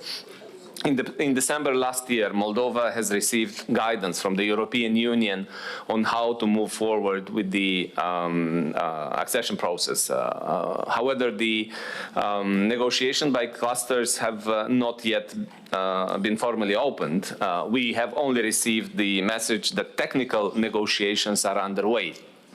We are, of course, grateful for this progress, but we must be honest. Moldova cannot remain indefinitely in a kind of quantum superposition, if you like, where negotiations are both opened and not opened in the same time. Political clarity matters. It matters for our institutions. It matters for our public servants, because we here as politicians, of course, if we were to organize a referendum, here everyone is in favor of EU enlargement, but it is our institutions that must deliver on the European acquis, and they need a clear signal that negotiations are underway, they are formally opened, and we expect during the Cyprus presidency that we can reach this very important milestone in our process of European integration. Thank you very much. Thank you, Marcel. And now the floor to Angielska Pomaska from Poland. Thank you, Mr. Chairman. Let me begin by thanking the Cypriot presidency for placing security and strategic autonomy at the center of its priorities. This focus is not only timely, it's simply necessary. Europe faces a serious security threat in decades. Russia's war against Ukraine has permanently changed the strategic landscape of our continent. As Mrs. Minister said, security can no longer be treated as a sectoral policy. It must be a horizontal priority shaping all EU decisions, from the budget to energy, infrastructure and enlargement. From Poland's perspective, strengthening Europe's defence readiness is urgent. We strongly support the implementation of the Defence Readiness 2030 agenda and the rapid strengthening of the European defence industrial base. At the same time, we must ensure effective protection of critical infrastructure, including maritime, energy and digital infrastructure, which has become a clear target of hybrid threats. Support for Ukraine remains a core security imperative for the European Union. Sustained military, financial and political assistance is essential not only for Ukrainian survival, but for Europe's credibility and deterrence. Any hesitation today will translate into higher security costs tomorrow. And I agree that strategic autonomy must also mean reducing dangerous dependencies in energy, supply chains and critical technologies, while strengthening cooperation with NATO and transatlantic partners. A stronger Europe must complement, not weaken, the transatlantic bonds. Finally, EU enlargement is not a technical process, it's a strategic security policy. Advancing Ukraine, Moldova and the Western Balkans on the European path is one of the most powerful tools we have to stabilize our neighborhood. I wish the Cypriot presidency every success in delivering on these priorities. Thank you. Thank you, Angelska. The floor now to Senator Giulio Terzi from Italy. Commend Minister Rauna for an extraordinarily interesting briefing, and there is a relation. I cannot agree more on different points that she addressed, but I'd like to stress the importance that for Italy has the implementation of pattern migration, the enlargement process, the question of unity and cohesion, and the biggest strategic challenges that we are facing in our time, and the question of values, the values in fighting against anti-Semitism, where the Senate is engaged in addressing a possibility of some measures in some new legislation proposals. And I would like also to add to what was said by Minister Rauna the importance of connectivity between the Mediterranean and the Indo-Pacific. It is the IMEC corridor. It is an initiative which centers also on issues and interests of Cyprus, and we rely very much upon the partnership and contribution also in this endeavor. And finally, let me say something that was mentioned by President Georgiadis on the terrible tragedy that the Iranian people is facing under a heinous and criminal regime, which must be sanctioned by the Europeans, by the European Union in every possible way. There are news that the regime is helped by jihadist formation from Afghanistan, from Iraq, from Lebanon, and that is going, if the regime had ever to remain as it is, the threat that Iran has been creating for the Middle East, for the Mediterranean, for our countries, for the world in its terrible system of global terrorism would be enormously enhanced. So we have to help the Iranian people and sanction the regime in every possible way. Thank you. Thank you, Senator, for highlighting the situation in Iran. And was there a speaker from Spain? No? And the previous προηγούμενη σελίδα? No? Okay. No speaker from Spain. So the floor now to Ivana Klimpush from Ukraine. Thank you, dear Chair.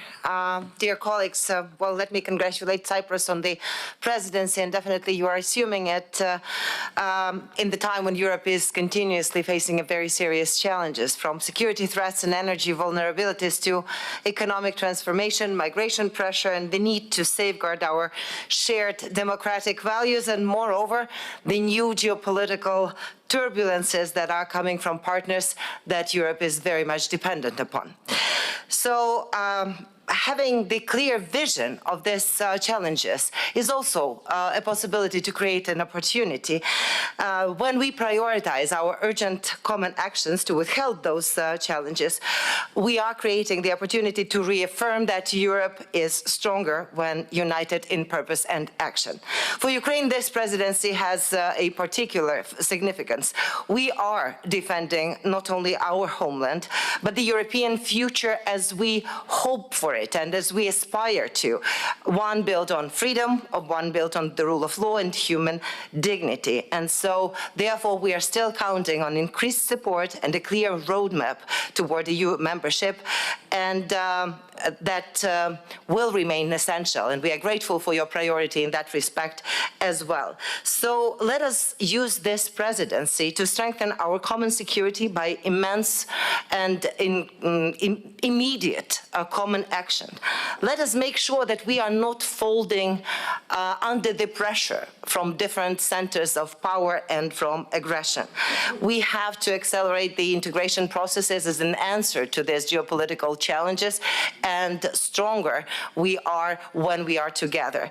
So we are hoping that the European project that has always been a promise of unity over division, of hope over fear, will also come true for Ukrainians. We do pay for this an immense price for our choice, and we are hoping for the steadfast and clear and determined support and response of Europe. Thank you very much. Thank you, Ivana, for your clear message. We continue with Katrien van Riet from Belgium. Thank you, Mr. President. First of all, I would like to congratulate our Cypriot colleagues on their second presidency of the Council of the EU. Taking over the presidency torch just at a moment when Cyprus will play a key role in reaching a common position on the next MFF. A strong, ambitious and balanced budget is necessary to enable the European Union to implement its strategic priorities and its objective of strategic autonomy. Therefore, the new MFF should focus on those new challenges regarding competitiveness, border control and security. With the daunting geopolitical challenges ahead, the Cypriot presidency has rightfully given a prominent place to security in all its dimensions. It's very important. I therefore support the Cypriot plan to steer the enlargement process in line with the conditionality criteria, which we will uphold, and a merit-based approach. This ensures that everyone benefits from the enlargement, but on an equal footing. We welcome that the Cypriot presidency focuses on economic priorities and intends to pursue the legislative packages that provide scope for the savings and investment union, deepen the internal market, and simplify EU legislation in order to reduce the administrative burden on businesses. Thank you. Thank you, Katrien. And last but not least, Adelina Elena from Romania. Thank you so much. Dear colleagues, we welcome the priorities presented by the Cypriot presidency and look forward to working together to address the challenges of a rapidly changing geopolitical and economic environment, especially in the context of Russia's ongoing aggression against Ukraine. At the core of our common agenda stands EU enlargement. This is not only a political commitment, but a geopolitical necessity. Supporting Ukraine and the Republic of Moldova, together with our Western Balkan partners, is an investment in Europe's security, stability, and prosperity. Romania strongly supports opening the first negotiation clusters with the Republic of Moldova and Ukraine as soon as possible. The Commission has confirmed their readiness, and we must give people hope in this process and ensure that enlargement remains a credible and tangible promise for all those who choose the European path. At the same time, Europe must become more competitive. We therefore welcome the Cypriot presidency's strong focus on simplification and on strengthening the internal market. A more competitive European economy requires less fragmentation, more convergence, and stronger cohesion among member states.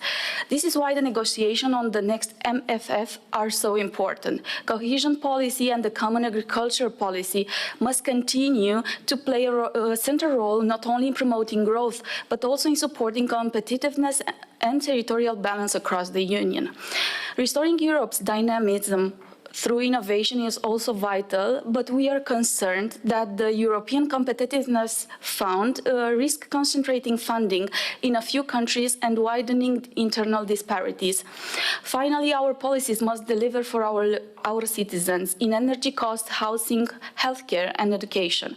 A fair and inclusive Europe is also a more stable and resilient Europe.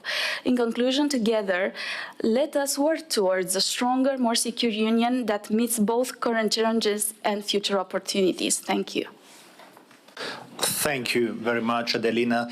Dear colleagues, thank you all for your contributions. I mean, we represent all member states of the Union and also the associate and candidate countries. We also cover the entire political spectrum. We are bound to have different views and opinions on many issues, but I am very much encouraged by the fact that out of this discussion, strong messages have emerged which point to a direction that I believe we should follow. Take, for instance, competitiveness. It has been mentioned time and time again by almost all speakers, which indeed means cutting down on bureaucracy and not simply pushing it back or simplifying it. It calls for more investment, including on energy. It calls for completing the single market through also the Capital Markets Union.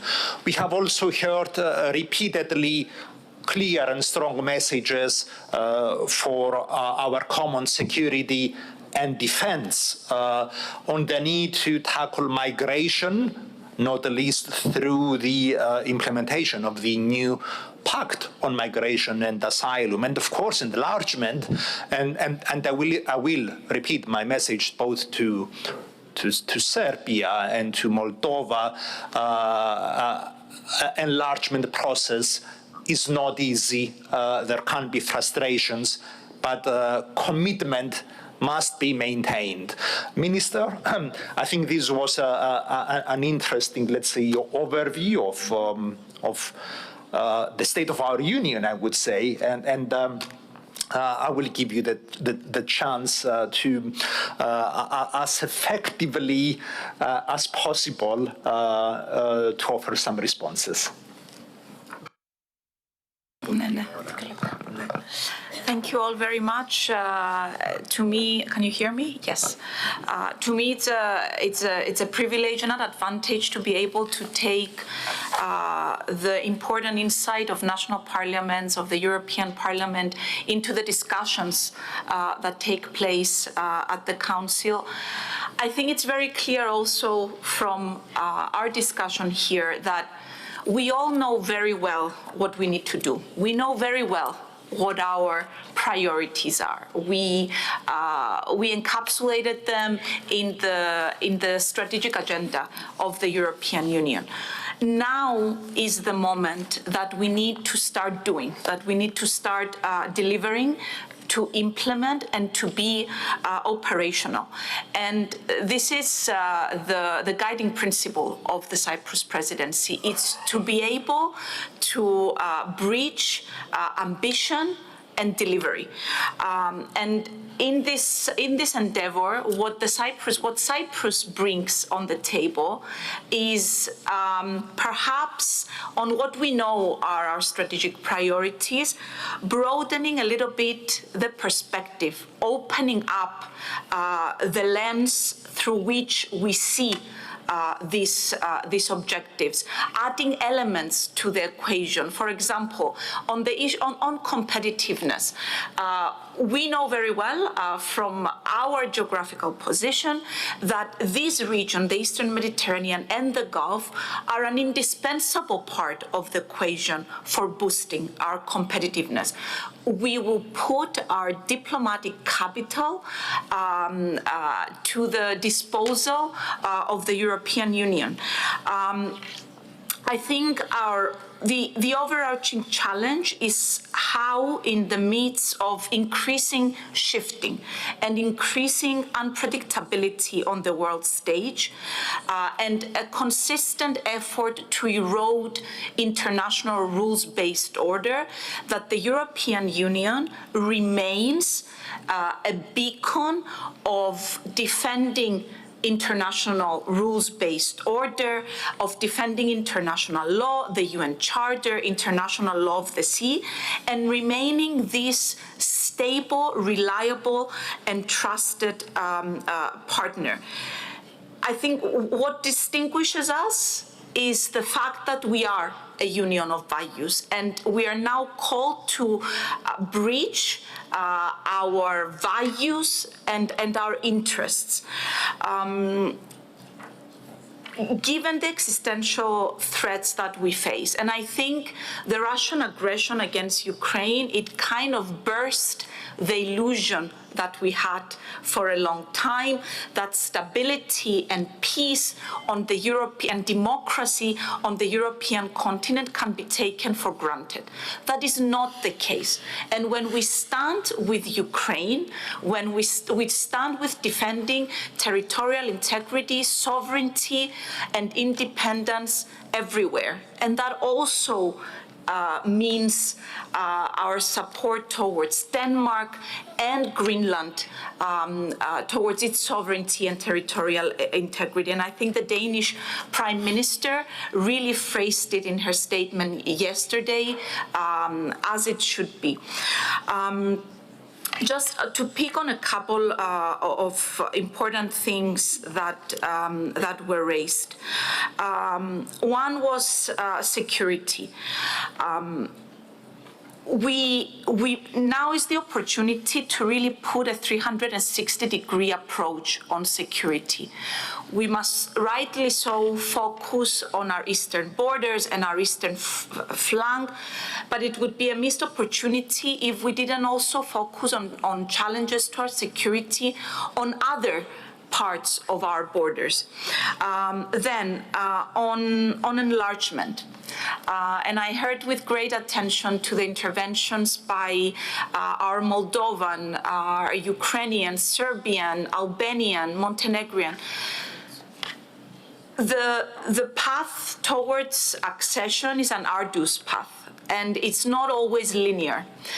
It's a merit-based process. It's anchored on strict and fair conditionality, and it's also a message to us as a European Union that where our partners deliver, we also need to deliver as a European Union. And that is an integral part of maintaining the credibility of the enlargement process. For our presidency, we have worked with the candidate countries. It was the first visit of President Christodoulidis over the past year and a half was actually to the Western Balkans to send this message, to Ukraine, where he visited in December. I visited Moldova right before the elections, and in the midst of unprecedented foreign interference in Moldova, Moldova chose Europe. Moldova chose the European future, and I was in awe of the resilience of the Moldovan people, as I was in awe of the resilience and bravery of the Ukrainian people. We know what we have to do. On Montenegro, for example, it's ambitious, but it's realistic to be the 28th member state by 2028. And our goal is in January to launch the ad hoc working group on the accession treaty of Montenegro. For Serbia, the challenges are there. I understand the frustration with regards to Cluster 3. We must remain firm on the implementation of the roadmap, and we must keep the door open with regards to Serbia as well. Now, on defense. Now is the time to implement. So we have, during our presidency, the first projects that will be decided and launched under the SAFE mechanism. And then we also have the very important military mobility package that is on our table. And advancing that will mean that in a few years we will be able to talk in the European Union about a military Schengen. Migration. On migration, I think it's clear that as we work on the implementation of the Pact of Asylum and Migration, we must continue maintaining the balance between solidarity and responsibility. And then with the issue of returns, we will be advancing discussions on the safe third country and also the safe third country of origins concept. My last point will be on the region and the importance of the region of the Eastern Mediterranean. It was mentioned also by our Italian colleague, by Giulio. Only last week, we had the first EU-Jordan summit. We had the visits by President Costa and President von der Leyen in Lebanon and in Syria. If we are to be enablers of security and stability, we need to support those partners that need our support to remain pillars of stability, such as Jordan, such as Lebanon. And Lebanon, after 2 years, has a government. Now is the time to work, and what we've put on the table is also the importance of a strategic comprehensive agreement with Lebanon, just as we've done with Jordan. It's also part of addressing the challenge of extremism by supporting these countries. And I will end by joining those that have expressed solidarity with the brave people of Iran that have taken to the streets for what we consider as granted, and that is their freedom. In closing, I would like to thank President Georgiadis. I would like to thank each and every one of you. I want to assure you that the Cyprus presidency will work with an approach that is realistically ambitious, as true, honest brokers, being transparent and inclusive, working closely with the European Parliament to advance our shared European agenda. Thank you very much.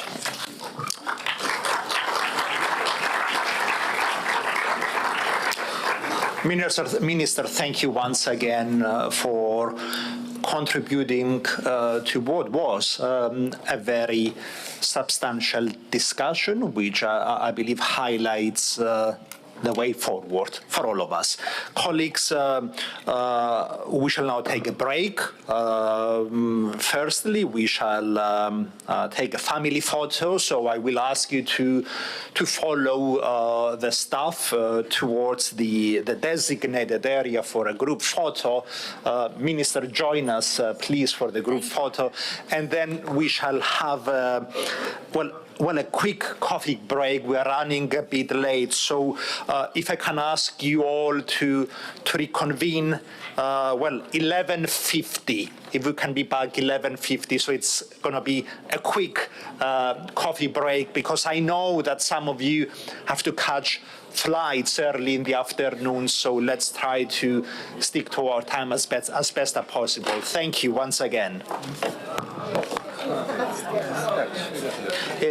Önce στην αρχή.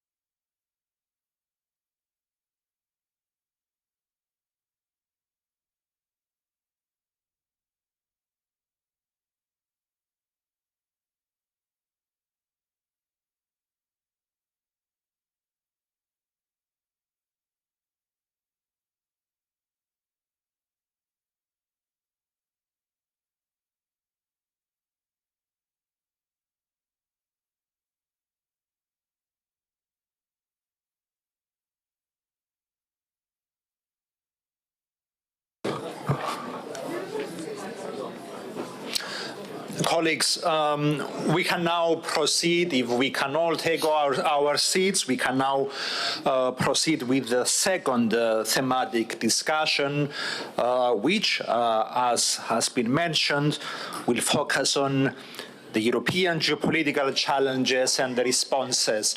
I believe essentially it will be a continuation of our previous discussion, but obviously focusing on geopolitical challenges and responses. And it is my pleasure to welcome our keynote speakers.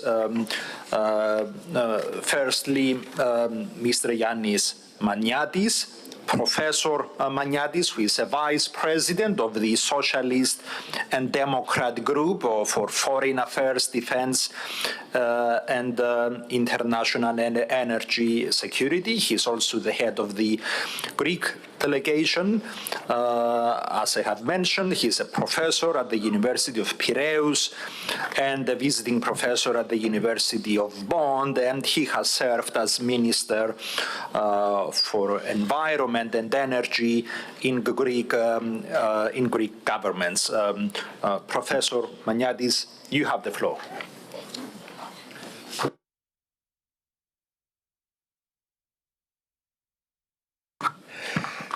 Good morning, ladies and gentlemen, dear colleagues, dear chairpersons of the committees for Union Affairs of national parliaments, dear colleagues from the European Parliament, dear members of the Presidential Troika of COSAC. Mr. President, thanks for the introduction. First of all, allow me to thank our hosts, our dear friends from Cyprus, especially Her Excellency, the President of the House of Representatives, Mrs. Anita Dimitriou, and the Chairman of our Standing Committee on Foreign and European Affairs, Mr. Haris Georgiadis, for the invitation and for the organization of this extremely interesting meeting. Europe is entering a decisive moment in its history. We are witnessing the emergence of a new geopolitical environment. The principles the world was built on after World War II and the fall of Berlin Wall are shifting rapidly. In this environment, Europe cannot continue to rely on assumptions that belong to another era. For decades, the European Union built its global role primarily on economic strength, regulatory power, and diplomacy.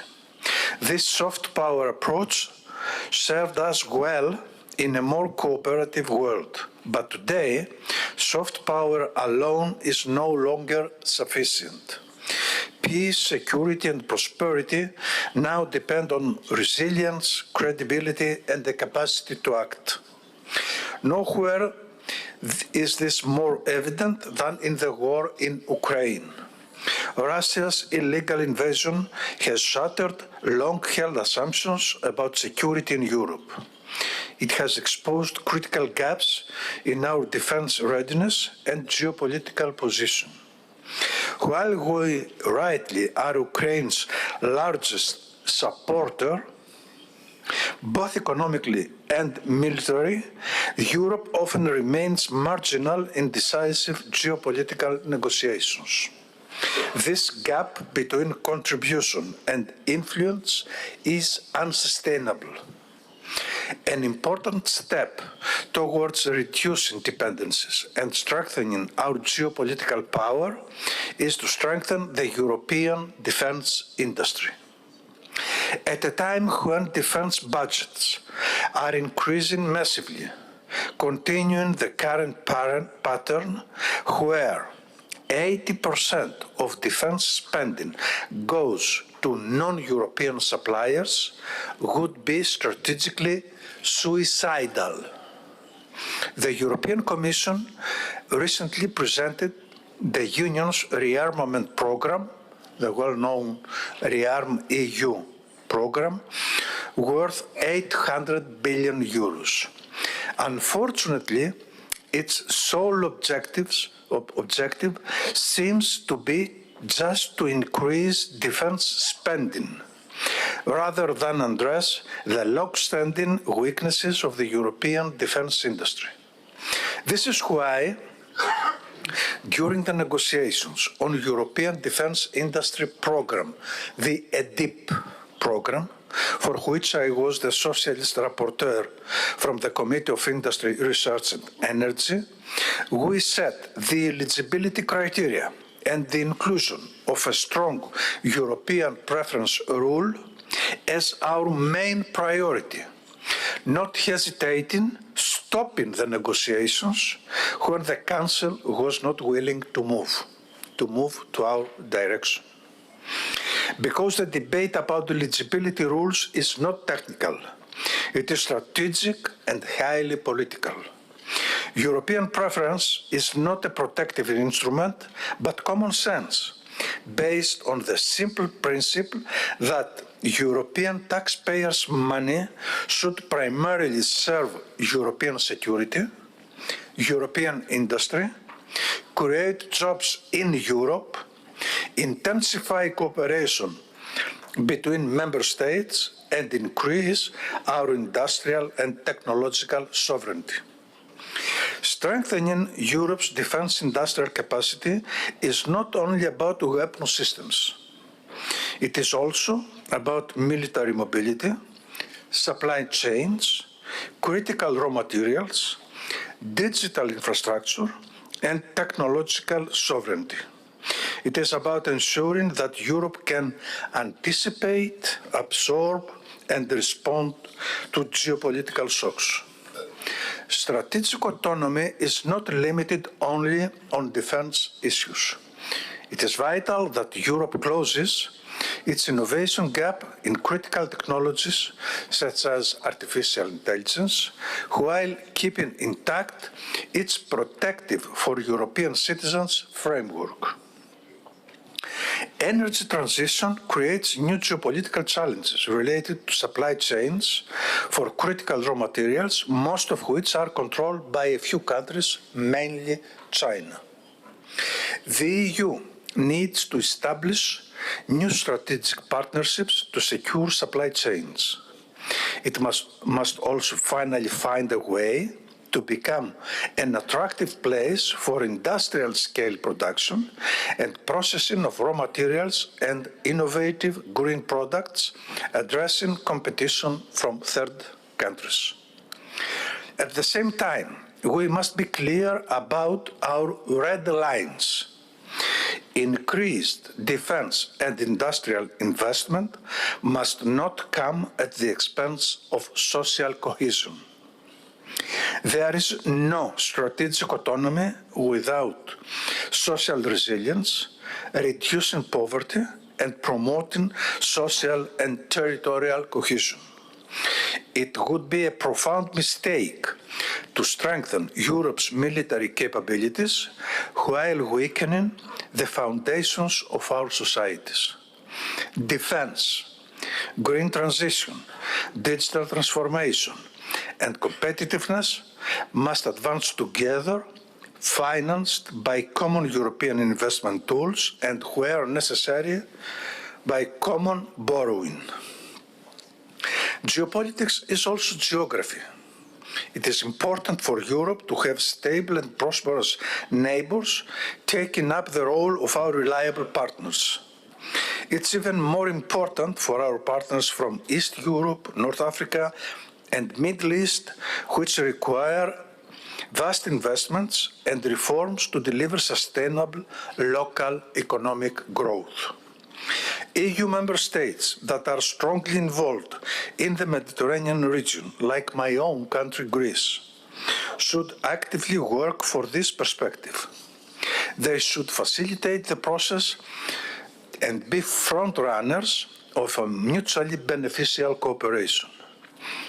Electricity interconnections, such as Greece, Cyprus, Israel, Greece, Egypt, and Italy, Tunisia, to name just a few, are a promising start. In addition, European Commission's initiatives like the Pact for the Mediterranean and Trans-Mediterranean Energy Clean Tech Cooperation Initiative can play a significant role. This is why Europe must strengthen its presence in the Mediterranean, politically, diplomatically, economically, and strategically. Cooperation with partner countries is essential, but so is clarity about red lines, sovereignty, and international law, including the United Nations Convention on the Law of the Sea.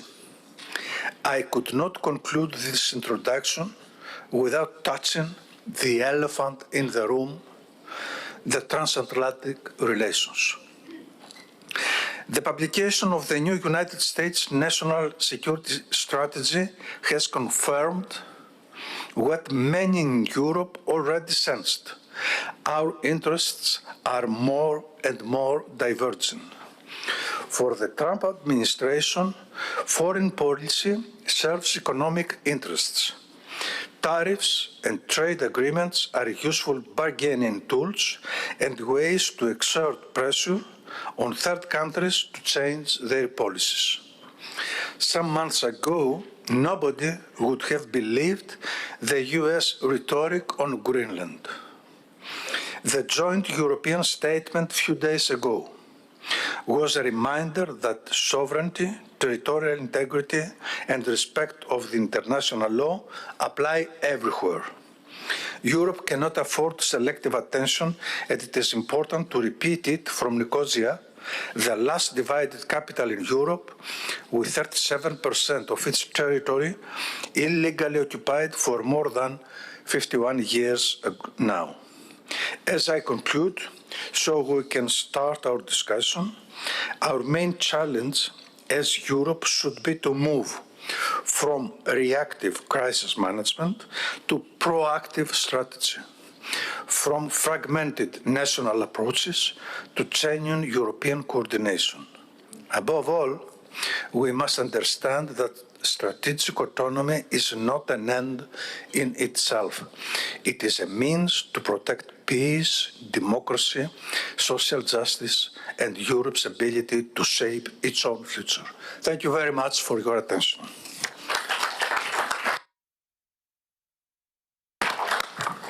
Mr. Maniatis, thank you for your intervention and for your clear message. Our second speaker is our dear colleague, Mr. Raban, for whom a presentation is perhaps unnecessary. Mr. Raban serves as President of the European Affairs Committee of the French Senate, and he's also a member of the Finance Committee of the Senate, and before his election he held various local and regional mandates. His work spans European cooperation, regional development, and parliamentary engagement on finance and territorial policy, and obviously he brings to our discussion an extensive parliamentary experience in European affairs and the legislative oversight. Mr. Raban will speak in French for those who need translation. Mr. Raban, the floor is yours.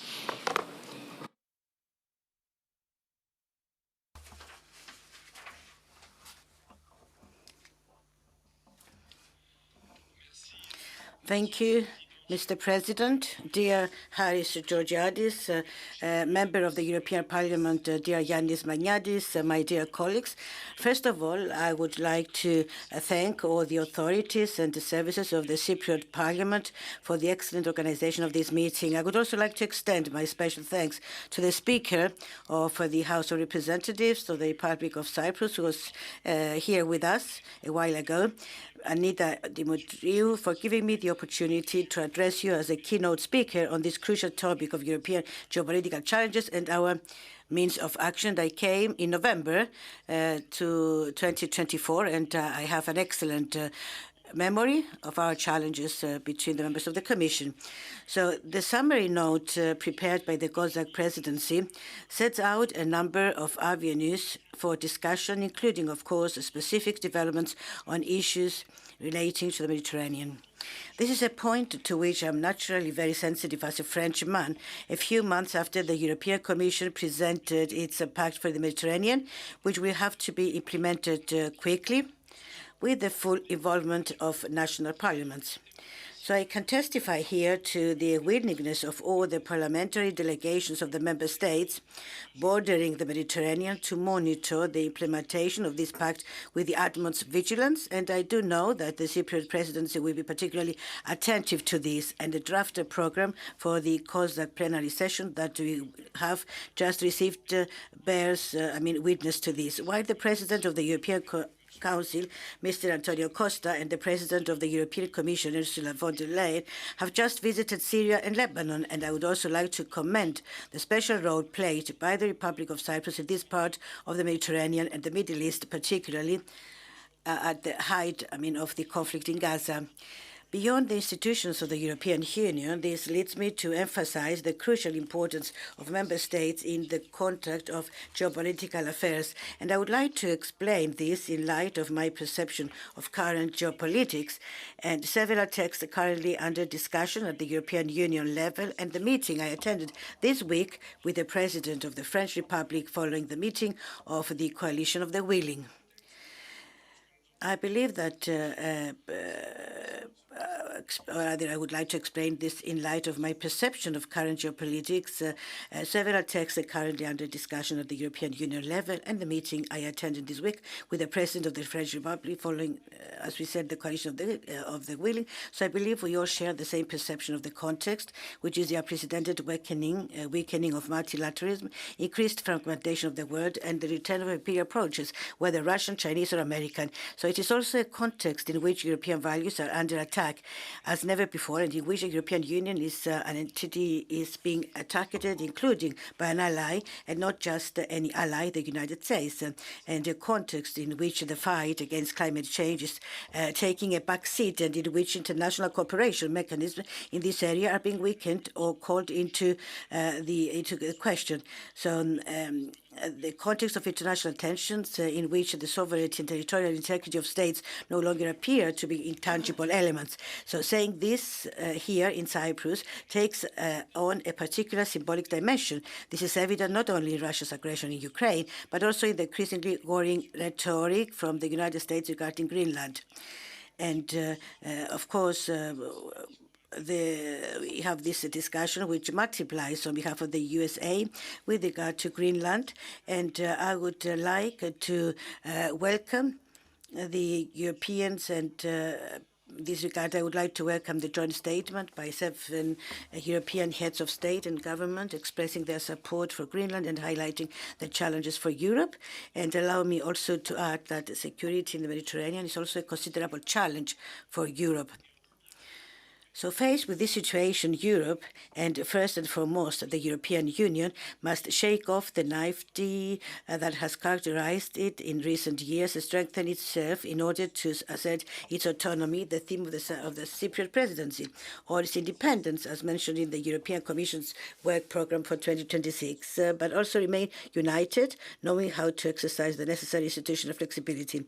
I je distingue bien l'espace de l'Europe et de l'Union européenne, car nous voyons que la réponse à la crise ukrainienne fait appel, au travers de la coalition des volontaires, à des formats qui dépassent le seul cadre de l'Union et qui permettent en particulier d'inclure le Royaume-Uni, acteur essentiel sur les enjeux de sécurité et de défense. When I refer to the necessary institutional flexibility, I'm also referring to the possibility of enhanced cooperation, which may be necessary in order to move forward on certain issues in a united manner while respecting the diversity of national approaches.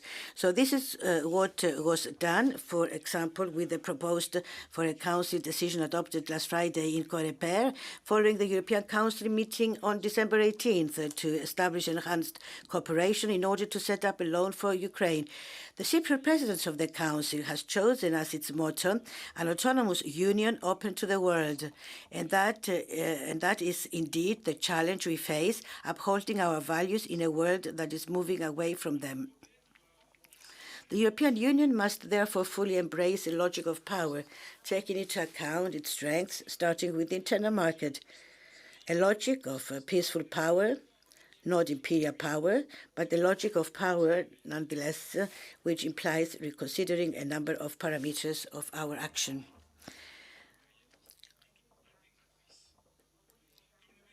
And as was highlighted in the reports of Mario Draghi and Enrico Letta, we must build on the strength of the single market, ensure consistency between internal regulation and external action, and restore the competitiveness of EU businesses at all costs.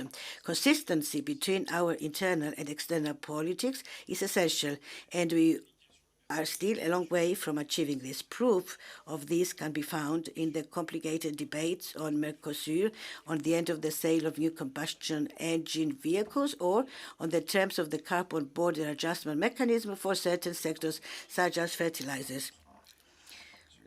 So we must fully embrace a European preference approach.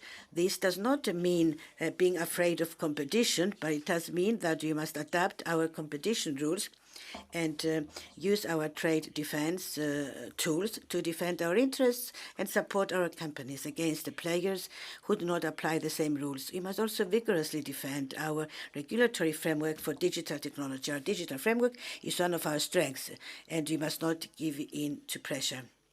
So we must reduce our dependencies in all areas, otherwise we will be vulnerable to external pressures. And considerable progress has been made in the field of energy, and we must now also address our shortcomings in the defense industry in order to strengthen the European defense industry in the long term. And just as we must continue to strengthen our crisis response capabilities with determination on all fronts, whether civil or military. Nevertheless, please allow me at this stage to reiterate the need to respect the powers of member states and to warn against the European Commission's repeated attempts to exceed its powers and encroach on those of member states. As national parliaments, we are the guardians of the respect of the principle of subsidiarity. We must ensure that it is fully respected. And I would like to reaffirm here that defense policy is a matter for the member states and therefore, above all, a matter for the Council. I would also like to mention another essential point in responding to the geopolitical challenges we face, namely enlargement and how we approach it. COSAC after COSAC, we emphasize the major geopolitical dimension of the enlargement of the European Union, which must comply with the criteria defined in Copenhagen. Some candidate countries are progressing faster than others, and we can only welcome the progress made because it serves the values we share. And we must also move forward with the gradual progress of accession. However, I would like to emphasize the need to urgently and simultaneously engage in in-depth reflection on the internal reforms that the Union must undertake before enlargement. And we cannot and must not ignore this issue, otherwise we will all be collectively weakened. Finally, here in Nicosia, I would like to conclude by emphasizing the geopolitical importance of our relationship with the countries on the southern shore of the Mediterranean and with Africa. Too often in recent years, the Mediterranean has been a maritime graveyard rather than a place for building strong relationships. We are all aware of the migration issues and the repercussions, including on our national political lives, of the wars, unrest and destabilization that can affect the countries on the southern shore of the Mediterranean or the countries of Africa. So the stakes for Europe are considerable. I hope, in line with the Cypriot presidency, that the Union will pay particular attention to this issue, fully involving national parliaments in the discussions and negotiations. Thank you.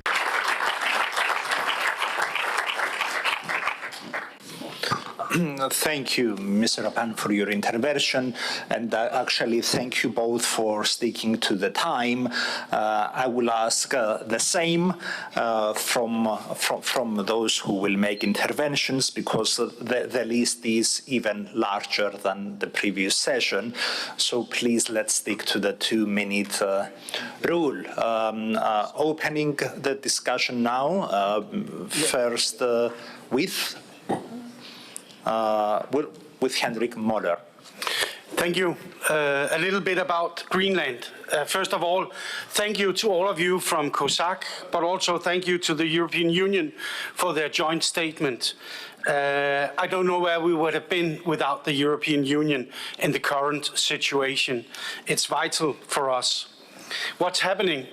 Actually, nobody knows for sure what will happen in the future. I know in the coming time, the Danish Prime Minister and from Greenland will meet with the American Foreign Minister, Marco Rubio. But I think when we talk to him, it's almost always easier. But we hear different point of views from the President himself. Personally, I don't think that they will use physical power or military power, but I also think that it's absurd and grotesque that we serious are talking about whether an ally would use military power against one of their own. But what I think will happen is that the US will push the situation where Greenland is saying we don't want to have anything to do with Denmark anymore. We want to be 100% independent. And if that happens, then US can use the hard economic power to get what they want. And therefore, it's very vital for us that we feel we have the support from the Europeans in the situation and of course, with the debates that we're having with the Greenland population in this sense.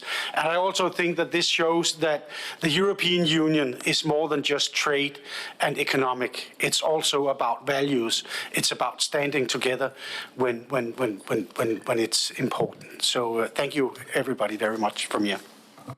Thank you, Henrik. And indeed, I think it is our responsibility to convey a very clear, unanimous message of support to Denmark on this issue, which is extraordinary even to have to tackle.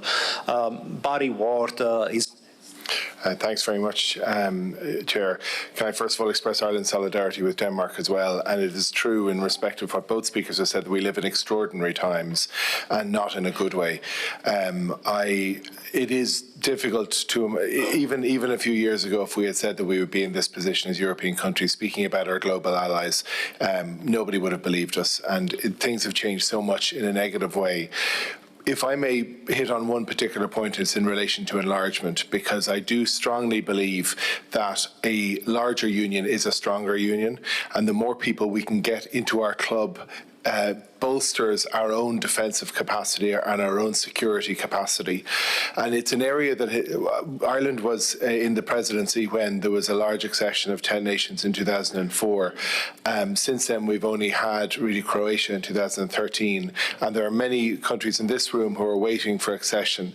It's a subject of huge frustration for me that the European Commission is not moving this along faster. I don't understand, frankly, why there hasn't been more movement on this, and there are countries.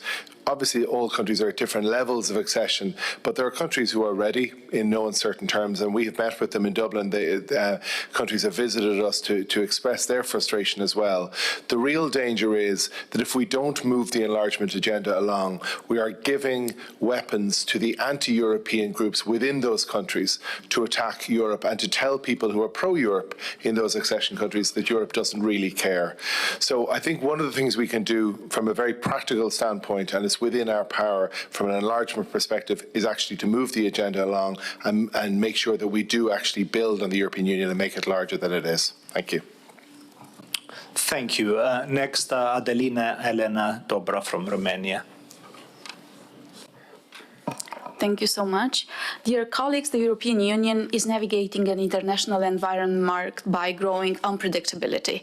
The world around us is changing rapidly, becoming more uncertain and more fragmented. Long-standing assumptions about stability, cooperation, and the international order are no longer guaranteed. These changes are driven by powerful geopolitical forces.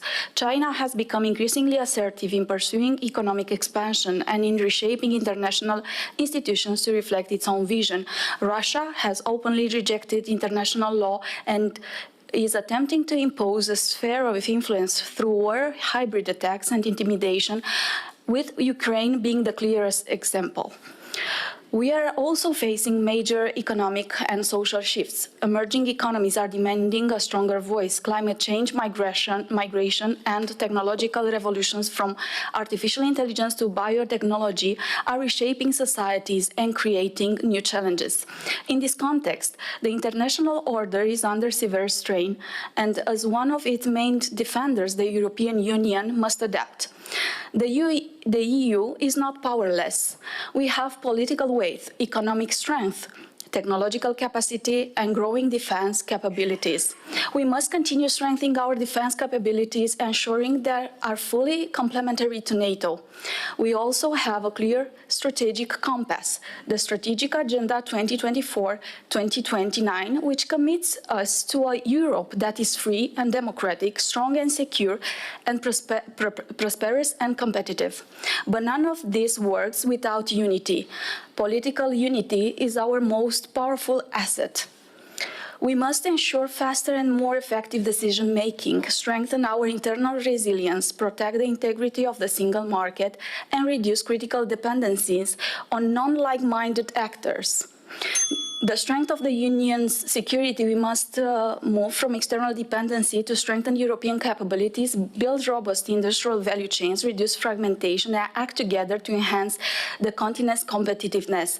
Enlargement is also a strategic tool. Countries as the Republic of Moldova must see real tangible progress toward membership. And above all, supporting Ukraine remains our top security priority because Ukraine's resistance is defending not only its own sovereignty, but Europe's future. In conclusion, only a stronger and more united Europe acting together can provide the most effective response to the challenges we face. Thank you. Thank you, Adelina. And next is Giulio Maria Terzi. Thank you very much. I would like to thank also Honourable Mariatis, Senator Rapin for their important statement. And concerning a statement made by Senator Rapin on Greenland, I would like to again pinpoint the fact that it is for Denmark and Greenland and them only to decide on matters concerning Denmark and Greenland. And that was written by the 7 leaders participating on the side of the coalition of the Willing meeting to which he was referring Senator Rapin. It is a very important point. I would like to add also my voice in support of a quick implementation, but in-depth implementation of Pact for the Mediterranean in the 3 dimensions: peoples, economy, and migrations. Concerning the transatlantic alliance and the NATO alliance in particular, I am a strong believer of that motto that the alliance between the United States and Europe remain a pillar of American greatness, as it was written by some commentator some time ago. But I would like to add that the alliance between the United States and Europe is a pillar of European greatness as well. And so we don't have, I believe, to be over-impressed by the national security strategy and some definition which were given to European affairs, because in that sense I see also, yes, it is, of course, we could and we should have a critical approach on when another country writes about European issues. But I believe also that that should be interpreted also as an encouragement to put forward our objectives and our purposes to be together, united, cohesive, and to go on, especially in the research of autonomous capacity and the creation of European pillar within the NATO system, with all the implications that this has for industries, for hybrid conflicts, and for the attacks that we are suffering every day through hybrid actors, especially from the Russians. Thank you. Thank you, Senator. The floor now to Gasti Gras from Luxembourg. Merci, Monsieur le Président, chers collègues. La situation internationale est... The international situation, we are very much aware of the complexity because the world is going through profound problems. I mean, and this is also marked by an increasing disability. And also this affects many regions, and not only from the international order, but the various recent events in Venezuela. So this have had a direct impact on Europe because the Russia war against the Ukraine and approaching the 14th anniversary and and also the traditional allies. So what exerts relationship between the transatlantic relations as we've known them after the Second World War. So the world is evolving all the more and dominated by the power of the stronger. So the European Union has action means, considerable action means, so we have the possibility to change the role up to the our level, political and others. So the force is to see that very often we do not use them fully. So because we've been blocked by nationalism and not to utilize our forces, because our forces are the internal market and something that should be more deep. And you have the commercial partnerships, which is very important in order to reduce the strategic dependencies and also to reinforce our resilience. We have also to improve our relationships with our partners such as Canada or Japan, which share the same values. So defense is another pillar, very important, because Europe cannot allow itself to depend exclusively on the USA for security, and NATO, however, remains the primary vehicle for security in Europe. But however, you have to develop an autonomy, a strategic autonomy, credible, which is founded on solid capacities of the European Union and also a defense system which will allow us to defend in an autonomous way. Thank you, dear colleague. We continue with José Ortega from. Good morning. Thank you for the session and best of luck to the Cypriot presidency. I would like to draw attention to some current issues. First, Europe has a serious problem with irregular immigration, and Spain is the gateway. It has increased by more than 60%, and mafias are trafficking with irregular immigrants, people and children. We believe an immediate solution is required during this presidency. We must access the automatic border control system and the urgent implementation of the immigration agreement, exploring all options to control it. Second, the situation in Venezuela requires that all of Europe univocally recognizes two things: the exclusive legitimacy of Edmundo González as the winner of the election, and the application of international law in all its aspects. The defense of human rights cannot be invoked to protect tyrants who imprison or torture their citizens. Third, by especially careful with the compliance of the rules of law by countries that are already part of the European Union. Transparency, freedom of information and compliance with European regulation. Spain, for example, has more than 100 European directives that have not been transposed. And finally, the money. We are also concerned about the multi-annual financial framework. We do not agree with the single package model presented by the Commission, and even less so suit the opaque and failed next generation EU model by using for its management. A model that countries like Spain are unable to implement it and have in fact already announced the withdrawal of more than 40%. Finally, the agreement with Mercosur must be evaluated and the cap adapted to the new reality introduced by the expansion of this market. Both the financing and the condition must be reviewed. All elements that reduce the competitiveness of our farmers and livestock breeders and that do not contribute to the environmental benefits or food security must be reduced. Thank you.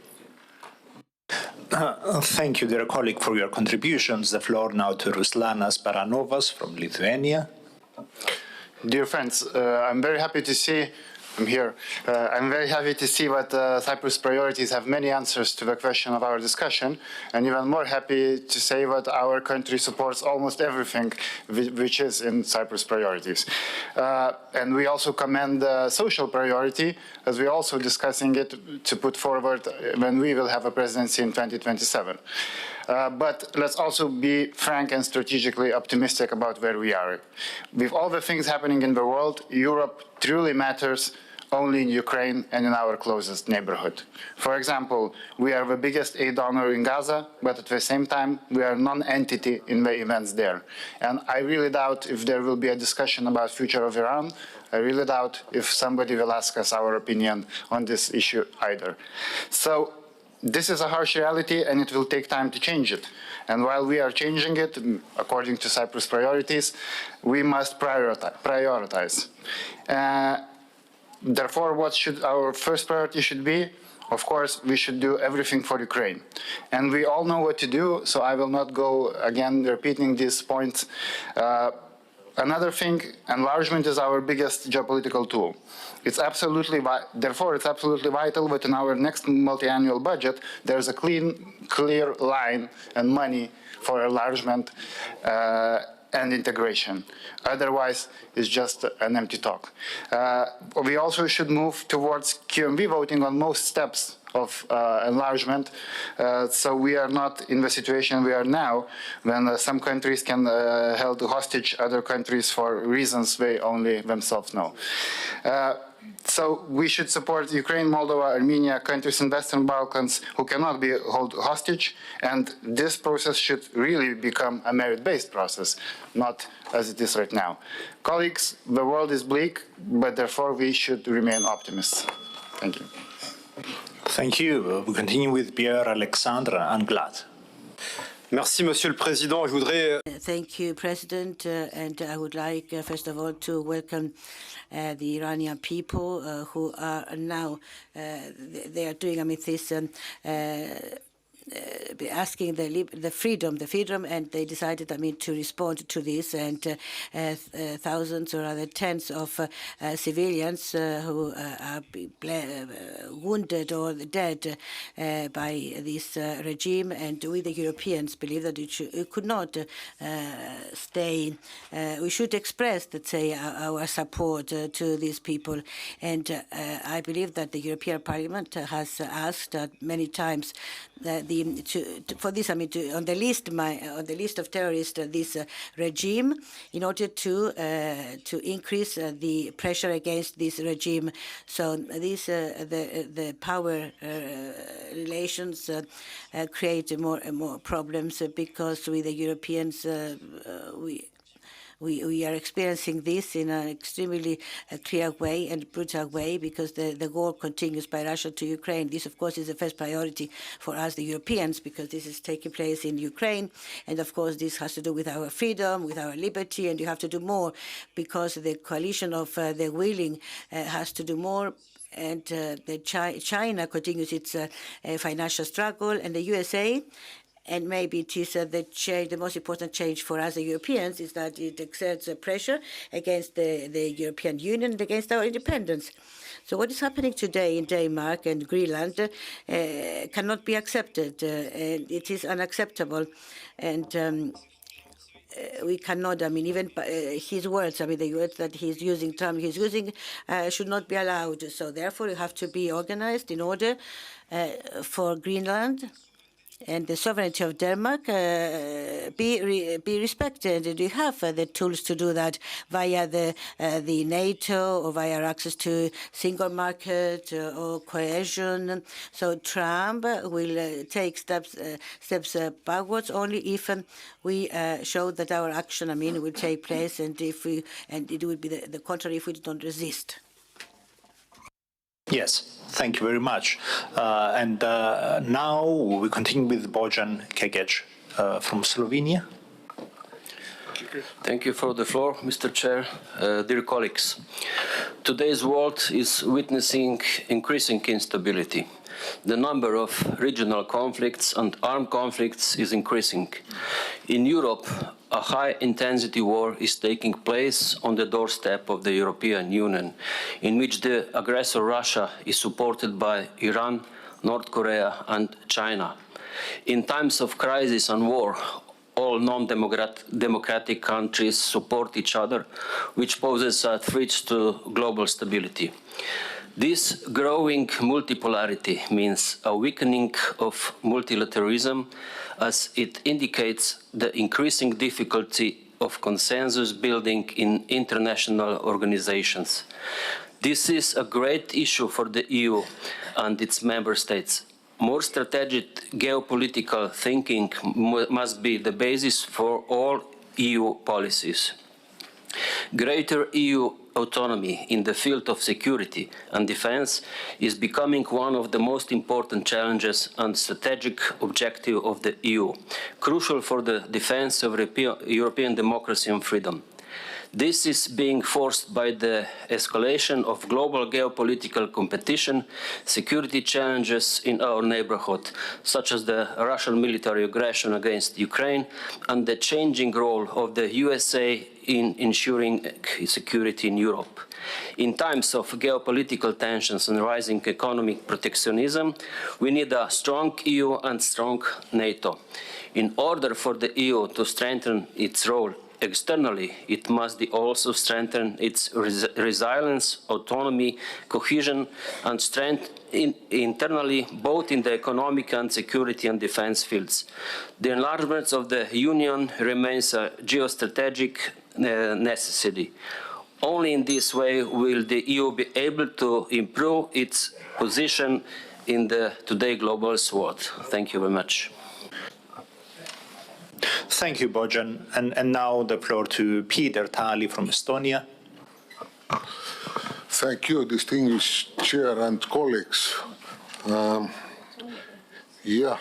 Unfortunately, we Europeans cannot take our democracy, liberties, and our prosperous way of life for granted anymore, because the new axis of evil keeps targeting three main pillars of free world: our freedom of speech, democracy, and rule of law, in order to change the world order. Europe has been attacked by sabotage, disinformation, cyber, and any other kind of hybrid attacks. And EU must take more active stance to stop hostile regimes from interfering in our democracy. We have to be more confident and decisive. We have to act. We have to keep supporting unconditionally Ukraine, and our defense initiatives must support the achievement of NATO capability building objective with a clear timeline, and the focus must be in addressing critical capability gaps, including air defense, long-range fires, space and maritime domain capabilities. And EU enlargement is of strategic importance. It is the EU's strongest lever to enhance the common space of values, security, prosperity in Europe. We Estonians, we firmly support the EU integration of Western Balkans and as well Ukraine and Moldova, taking into account the measurable progress of the candidate countries. Full alignment with the EU common foreign and security policy, including sanctions, is more important than ever in the new geopolitical context. Thank you. Thank you, Peter. And we continue with Edward Luis from.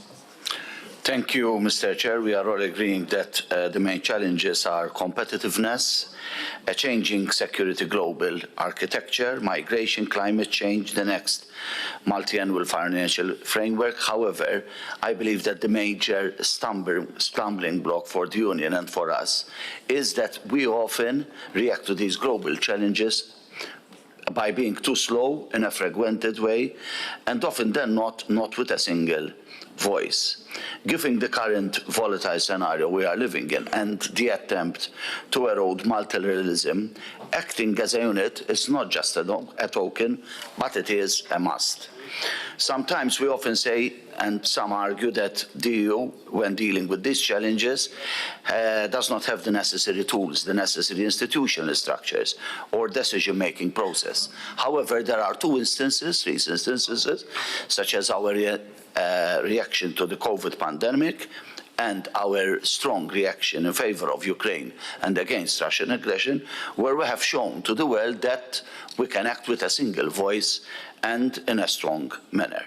We therefore cannot pick and choose. Our all positions must be ingrained in our basic values in accordance to the treaty, and I am happy that Professor Maniatis mentioned cooperation in the Mediterranean. I believe it is a must from different aspects and for the security of the UN, but both from strategic, political, security, different security aspects, maritime security, as well as enlargement. Enlargement, we cannot view enlargement as a ticking process of a checklist, which is important as well, but it is a must as well for our security. So these two priorities, and especially enlargement, we have to react in a structured and predictable process, because otherwise candidate countries, there is a fear, which was mentioned before, that people start looking elsewhere. Thank you very much.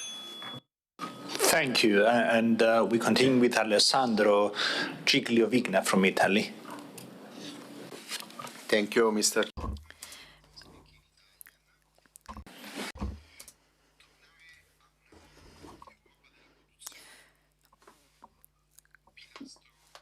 Going back to a Europe of production, to a Europe where strategic autonomy is a goal.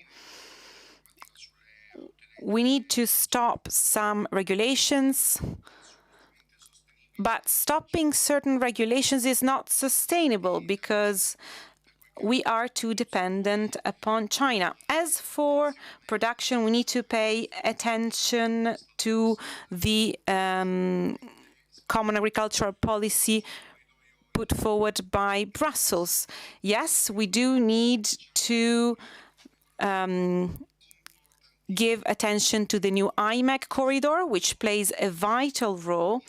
And then the role of our ally, Israel, is fundamental also in this corridor. I would like to reiterate Italy's position. The alliance between Europe and the United States is the backbone of our shared vision. And the Western world is our homeland, and we need to defend it. Thank you. The floor now to Roland Theis from Germany. Monsieur le Président, mes chers collègues, le premier défi géopolitique pour the first challenges for the Europeans, it is specifically European, because the establishment of peace in the world, which is threatened, which is in danger, and this because of the invasion of Russia and also the change of the architecture. I mean, you've mentioned this. So the most important now to realize that is the support of Ukraine, because the soldiers, the Ukraine soldiers, they do not defend only their own country or their Ukraine, but they defend also respective countries and Europe against Russian imperialism, which aims at establish the sphere of influence of Russia in Europe from the time of Soviet time. So you have to be very clear on that, because this objective, which has been mentioned by Putin, it is incompatible with the freedom and sovereignty of all Europeans, not only in Western Europe, but everywhere in Europe, because he wishes to put an end to the European project, because this makes us very strong.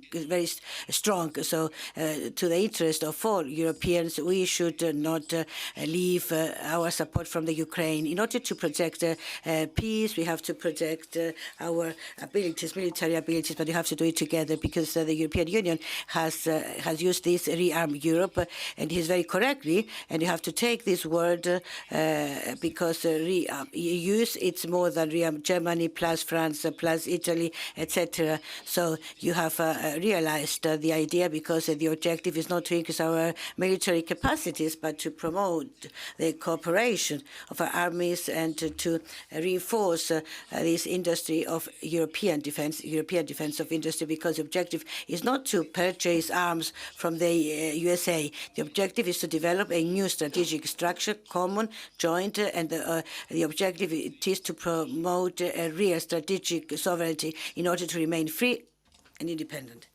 Thank you. And now we continue actually with Notis Midaragis from Greece. Thank you, Chair. It is clear that the EU is facing multiple challenges as we see global antagonism becoming more strengthened. We need the European Union to have a more stronger role in international affairs. And this, of course, is affected by the complexity of the European institutions, but these recognize our democratic values and the need for national solidarity and sovereignty. We need to invest more in defense, and the new instruments that have been designed by the European Union are obvious in the right direction. We need to invest more in research and competitiveness of our economy. We need to invest more in diversifying our energy sources. The strategic autonomy of the European Union, it is a very critical goal that we need to work for. It is very critical in this environment to work closely with all our partners in the region. Initiatives in the Mediterranean, initiatives in MENA, having a stronger influence in Africa and other regions are very important for the European Union in face of the global antagonism that we're seeing. And also in that direction, enlargement will play a critical role in bringing countries that share our values into the European family and not allow anti-European forces to take advantage of any such delays. Thank you, Chair. Thank you, Notis. And we continue with a video of Vasily Chimpian from Romania. Dear colleagues, Europe is facing one of the most challenging geopolitical moments in recent decades. Europe must remain united, strong and clear about its values. In this context, EU enlargement is not an act of generosity. By bringing new countries closer to the European Union, we extend our standards, strengthen economic ties, and build a safer neighborhood. Security also means strong partnership. We support a reinforced NATO presence on the eastern flank and a robust approach to Black Sea security. This region is vital for Europe's stability, energy routes, and strategic balance. But security without credibility is an illusion. Europe cannot protect its interests, its citizens, or its values without the ability to act decisively. Credibility comes from real capabilities, a strong defense industry, reliable partnerships, strategic autonomy, and economic resilience. Europe must have the tools not only to react to crises, but to shape outcomes. In today's world, influence is not granted, it is earned. Geopolitics is not only about borders and military power, it is also about people, dignity, and freedom. We must also stand with the Iranian people in their aspiration for freedom, dignity, and a better future. In a multipolar world, Europe cannot afford to be sidelined. We must act together, speak with one voice, and defend what defines us. Unity is our strength, and strength begins with credibility. Thank you.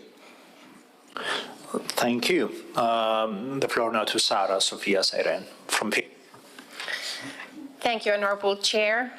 We are now operating in a geopolitical environment where power politics is increasingly challenging international law and democratic decision-making, and this is very worrying for all of us.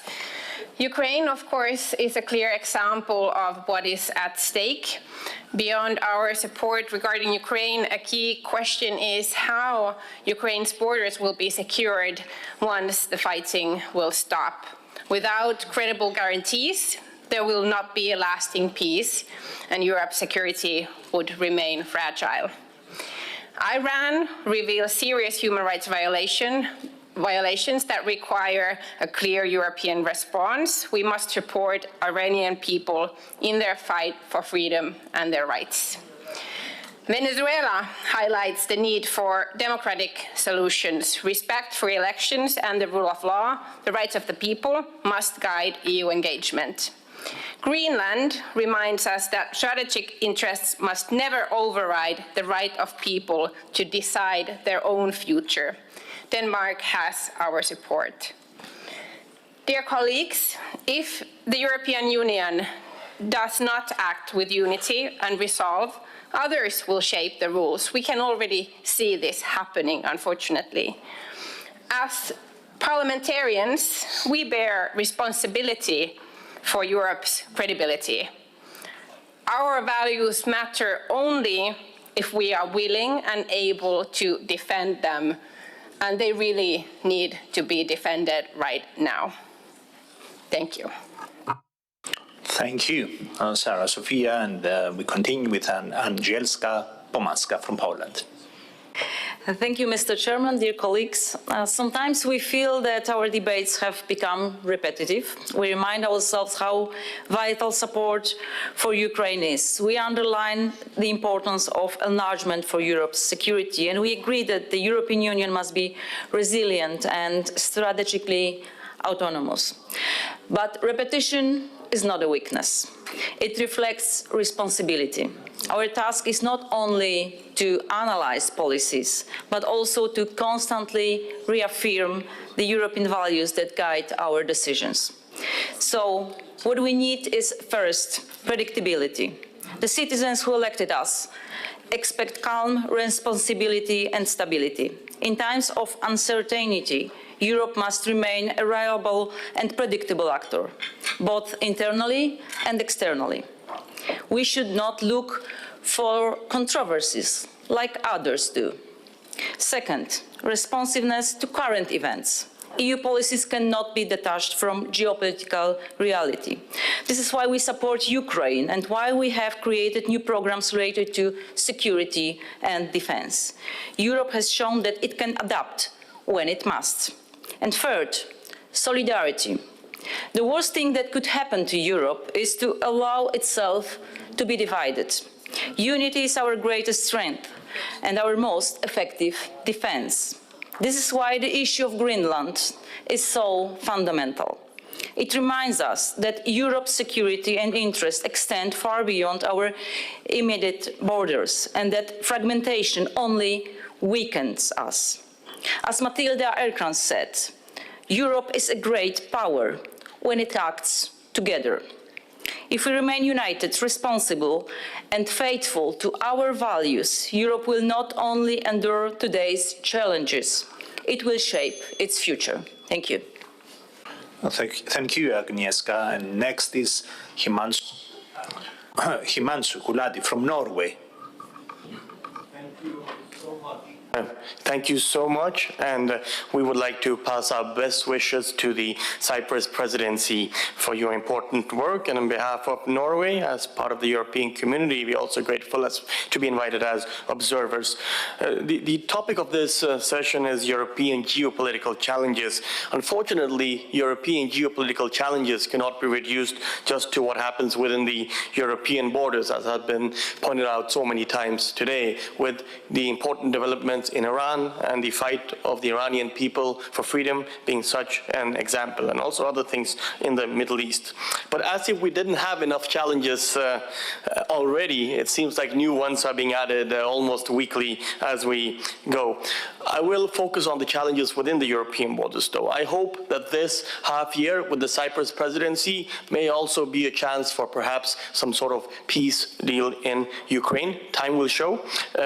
Also, it's important that we stand together as a European community with one voice in the support of our Danish friends in the troubling times that they and we as a continent are experiencing.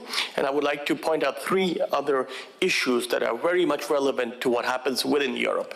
One thing which has already been pointed out earlier today as well is anti-Semitism, which is hate against people on our own continent because of their faith. That's unacceptable. We need to face this together as a continent. The second two things we have seen, which is fairly new, is how our energy infrastructure is being attacked, either in hybrid warfare or in other ways. Energy is also security. We need to protect our energy infrastructure in a completely different way going ahead than perhaps what we've been used to. And we also see this in sector after sector. Aviation, for example, the number of drone incidents that is stopping and closing down airports in all of our countries. So the challenges on our continent are just increasing, and we need to tackle security in a much different way going ahead. Thank you. Thank you very much, and we continue with Elvira Kovac from Serbia. Thank you, distinguished chair, dear colleagues. Strengthening European autonomy through security and defense, enhancing competitiveness and reinforcing cooperation with partners are essential responses to today's geopolitical realities. Europe's response must go beyond immediate security concerns. Europe's long-term geopolitical strength depends on its ability to raise productivity and competitiveness. Investing in innovation, digital transformation, and green transition is not only an economic necessity, but a strategic one. Without closing the productivity and technological gap, Europe risks falling behind in a world defined by rapid change and increasing global competition. Serbia sees itself as a constructive and reliable partner in this effort. We stand ready to contribute to building a more competitive and secure Europe. Stability in the Western Balkans is an integral part of European security, and Serbia has a clear interest in preserving peace, dialogue, and cooperation in the region. In times of geopolitical instability, credibility, fairness, and predictability in EU policies, including enlargement, become even more important. A clear and merit-based accession process strengthens not only candidate countries, but the European Union itself. As Europe faces unprecedented challenges, it is essential that all partners who share its values and contribute to its security feel included and recognized. Serbia remains firmly committed to its European path and to being part of the solution to the geopolitical challenges we face together. Thank you. Thank you, Elvira. And now we continue with Marcel Spadari, of course, from Moldova. Thank you very much. This is my second COSAC, and I have discovered something today. I have discovered that the Republic of Moldova shares a common thing with Germany and Luxembourg, and this is la francophonie. Alors, je vais, si vous me permettez, je vais parler en français pour cette deuxième intervention. So, in fact, geopolitically, Moldavia is being treated as between two organizations, like to say, the zone if France and Russian, or between the West and the East and the European Union. However, Moldova, we cannot stay. So this uncertain situation, it cannot remain in these times. So Moldova we have chosen Europe, and these are people who chose Europe despite the campaign of information or by the effort to destabilize the situation or attacks from Russia. So, as I said, today the discussions are being prepared, discussed, advanced. But however, these discussions are not officially opened by chapter for a small country like Moldova. Every state is interpreted, or rather every silence is being exploited by those who are trying to maintain Moldova in a zone of influence between the Kremlin. So everybody agrees that accession to the EU should be based on the merits of each country. We are not asking anything else, but the same approach should be used for the opening of negotiations by cluster. So the opening of negotiations based on merit. So we're talking about the enlargement of the EU. We very often use a motto, which is a window of opportunity. You've heard this many times. However, it is a window of opportunity in order to finish. I mean, the situation between East and West, and to enter really into the European space. Thank you, dear colleague, and we continue with Ivan Vukovic from Montenegro. Thank you. Distinguished hosts, fellow parliamentarians, we live in interesting times, to say the least. In fact, given how this year has started, it is fair to say that no one can be certain about how it will end. Yet, one thing we do know. In times like these, we need Europe that stands united in the defense of values and principles upon which it was founded. At the moment, those values and principles are under attack both within the European Union and on its borders. The Western Balkans is one of those front lines. On a daily basis, we fight a political battle against those who spread malign foreign influence aimed at exploiting structural vulnerabilities, deepening political divisions, and effectively preventing EU and NATO integration of the region. And this is what makes the process of EU enlargement so fundamentally important for countries like Montenegro. A few weeks ago, Montenegro has closed another 5 chapters in the accession talks with the European Union. We're leading the process and supported by our European friends. We want to get it done by the end of this year. Despite our internal political differences, some of which are substantial, we have joined forces so as to prove ourselves worthy of the EU membership. Ladies and gentlemen, however small, Montenegro represents a very important piece of the bigger geopolitical puzzle.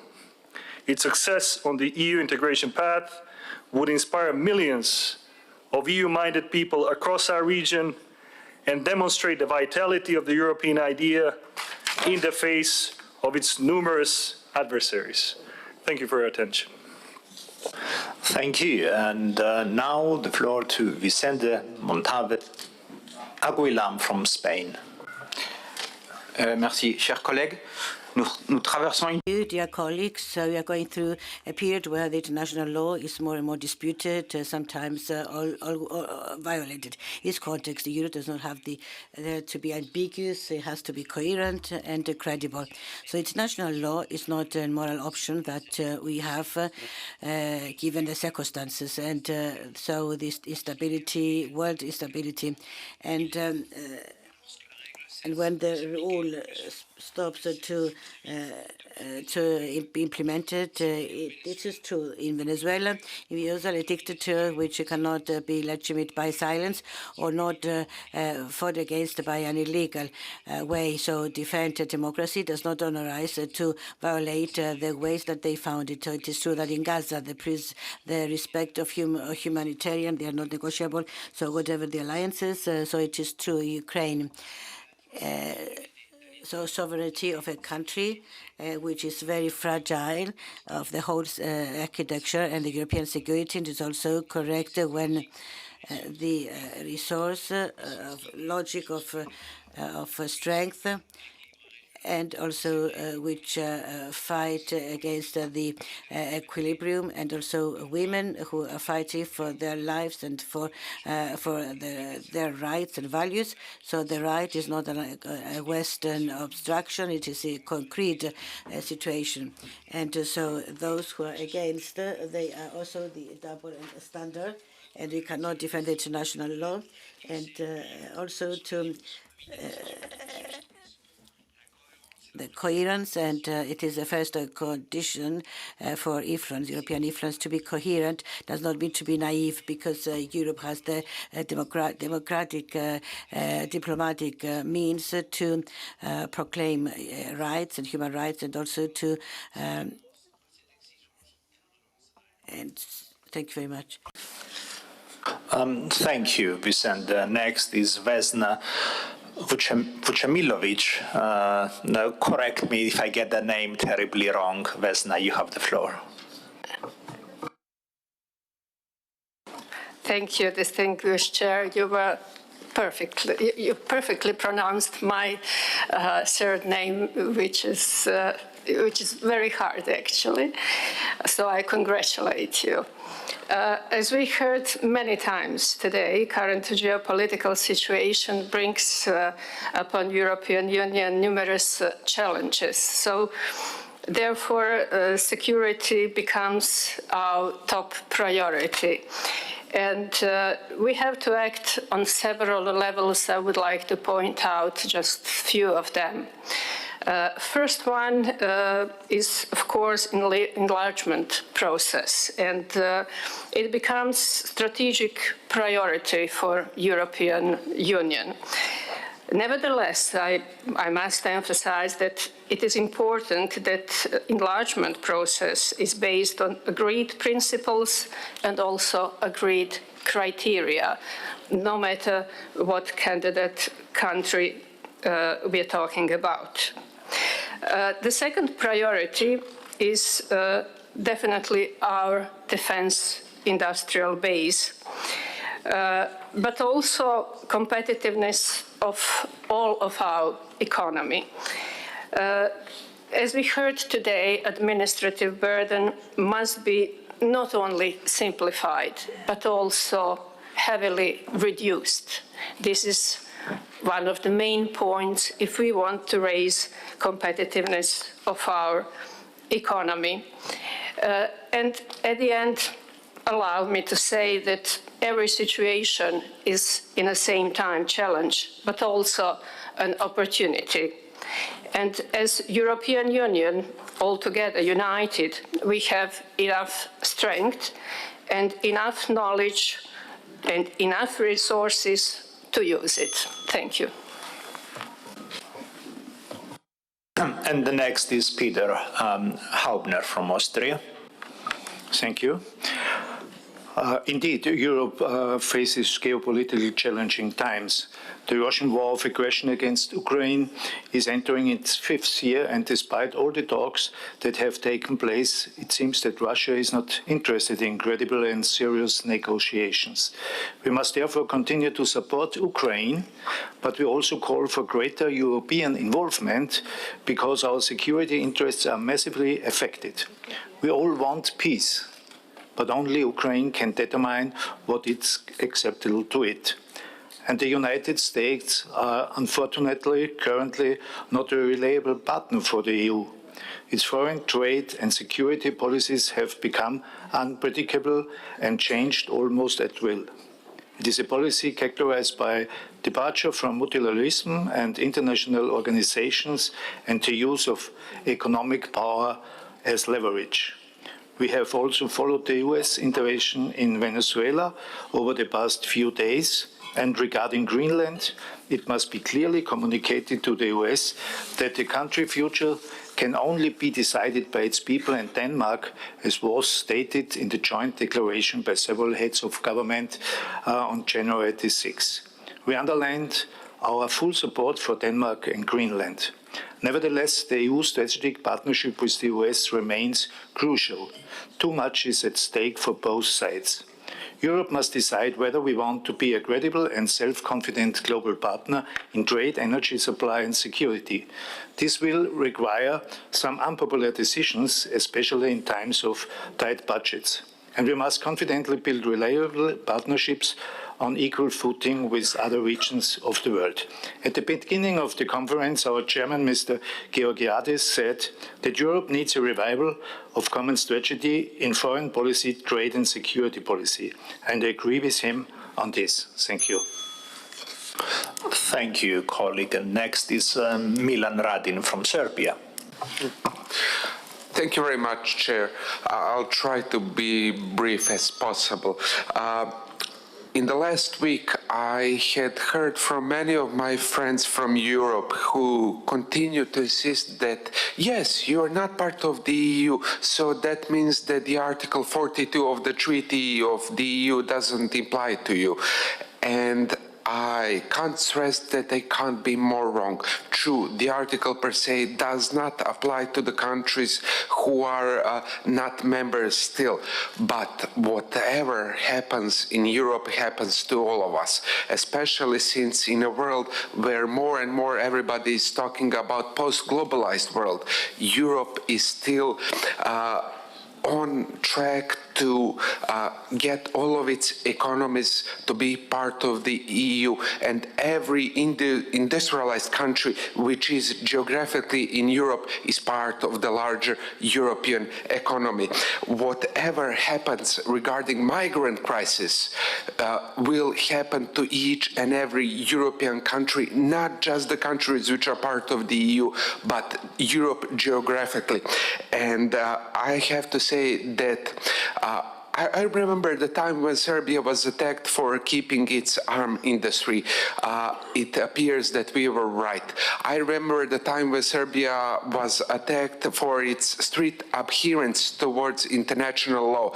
Again, it appears that we were right in that instance as well. Now, please listen to me when I say that only the whole of Europe, united in the European Union, can survive the turbulent times ahead. I'm afraid that even in this, it will appear that we will be right. Thank you very much, Chair. Thank you, Milan. And now we continue with Laokratis Koranits, who, apart from a very interesting Greek name, mentioned to me that he wants to speak in Greek. So I believe you will need translation. Mr. President, Mr. Chair. Mr. Chair, I am proud to be here today. I am proud that the small country of Cyprus is assuming the presidency of the EU, and I would like to touch upon certain topics that we have discussed here with my colleague Sloden. So we thought that it would be good to mention minority issues, which is a challenge for Europe as well, because many people have spoken in this room and have talked about the war in Ukraine. And in our state, in Hungary, we know that the issue of minorities is a critical issue that is also a pretext for civil wars. And I'm not going to mention that, but this is what happened many years ago in our dear country of Yugoslavia and elsewhere. So the dear delegates here should know that the government of Viktor since 2014 has given a floor to all ethnic minorities living on the territory of Hungary to have access to the legislative body, which is the parliament. And as members of parliament, to have a say and to have the possibility to express our own minority issues. And I am very happy. Apart from us, the Greeks, we have the Bulgarians, the Slovaks, the Croatians, the Polish, the Germans, the Serbs, Ukrainians, Armenians, Roma and Romanians. All of these ethnic minorities have their own member of parliament. The Cyprus presidency, as I have read, will work on intercultural and interfaith dialogue, amongst others, with regard to the citizens of Europe. And this is encouraging. And in this way, perhaps we can reach a more mutual understanding amongst our peoples. As a minority, of course, we are looking at the problems that we can address more easily if priority is given to accession to the EU, to these states that have been waiting to accede for many, many years. And I am referring to the Western Balkans, to Serbia, to North Macedonia, Montenegro. I have also read in the work program that you wish to convert challenges into opportunities. I have nothing to say here. So this is all from me. We continue with Jantine from the Netherlands. Thank you, Harris, and congratulations on the start of your presidency of the Council of the European Union. Thank you for the coordination of this meeting and for presenting your outlook. In the Netherlands, we are now forming a new government, which will be a boost for staying a partner in the EU as we are. The importance of work together is clear when it comes to our security, economy, climate and migration. The aims of the Pact of the Mediterranean are in line with the Dutch priorities. About the biggest geopolitical challenge we face. As mentioned by many others here today, we believe in the continuing support for Ukraine as a vital response to the Russian aggression. Also, the irreversible path of becoming a member of the EU under the Copenhagen criteria. The Netherlands is in favor of a merit-based enlargement process and aims to support candidate countries in their integration with the European Union in order to work together for our shared European future. Respect for international law and shared democratic values instead only force, like we see with Greenland at the moment. I would like to express my solidarity to Denmark. It is needed to protect our territorial integrity and, in the meantime, reduce our dependencies as a united Europe. Thank you. Thank you, Jantine, and we continue with Pavel Bartosek from Iceland. Thank you, Chair. Dear colleagues, some news here from the backbench. The government of Iceland has just announced its intention to present a parliamentary resolution this spring regarding a referendum on resuming EU accession talks. Under our laws, this referendum must take place within 3 to 12 months of parliamentary approval. So we're talking about this year or early next year for that referendum. This timeline reflects the urgency in the current geopolitical situation and is a signal that in different corners of our continent, the European Union is, for many, a symbol for stability, security, and the rule of law. Personally, I'm convinced that membership would strengthen Iceland and Europe as a whole. But it should be stressed that opinions on this are varied within Iceland, and the final decision lies in the hands of the Icelandic people. I also must bring up one issue, the safeguard measures on ferroalloys that were introduced last November by the EU. They were primarily aimed at distant actors like China, but have impacted Iceland and Norway, which are part of the European economic area and part of important strategic supply chains. Iceland has opposed those measures and let me, at the end of my intervention, voice the opinion that these are not optimal times to create new trade disputes between EU and its closest trading partners within the EA. Thank you, Chair. Thank you. The next speaker is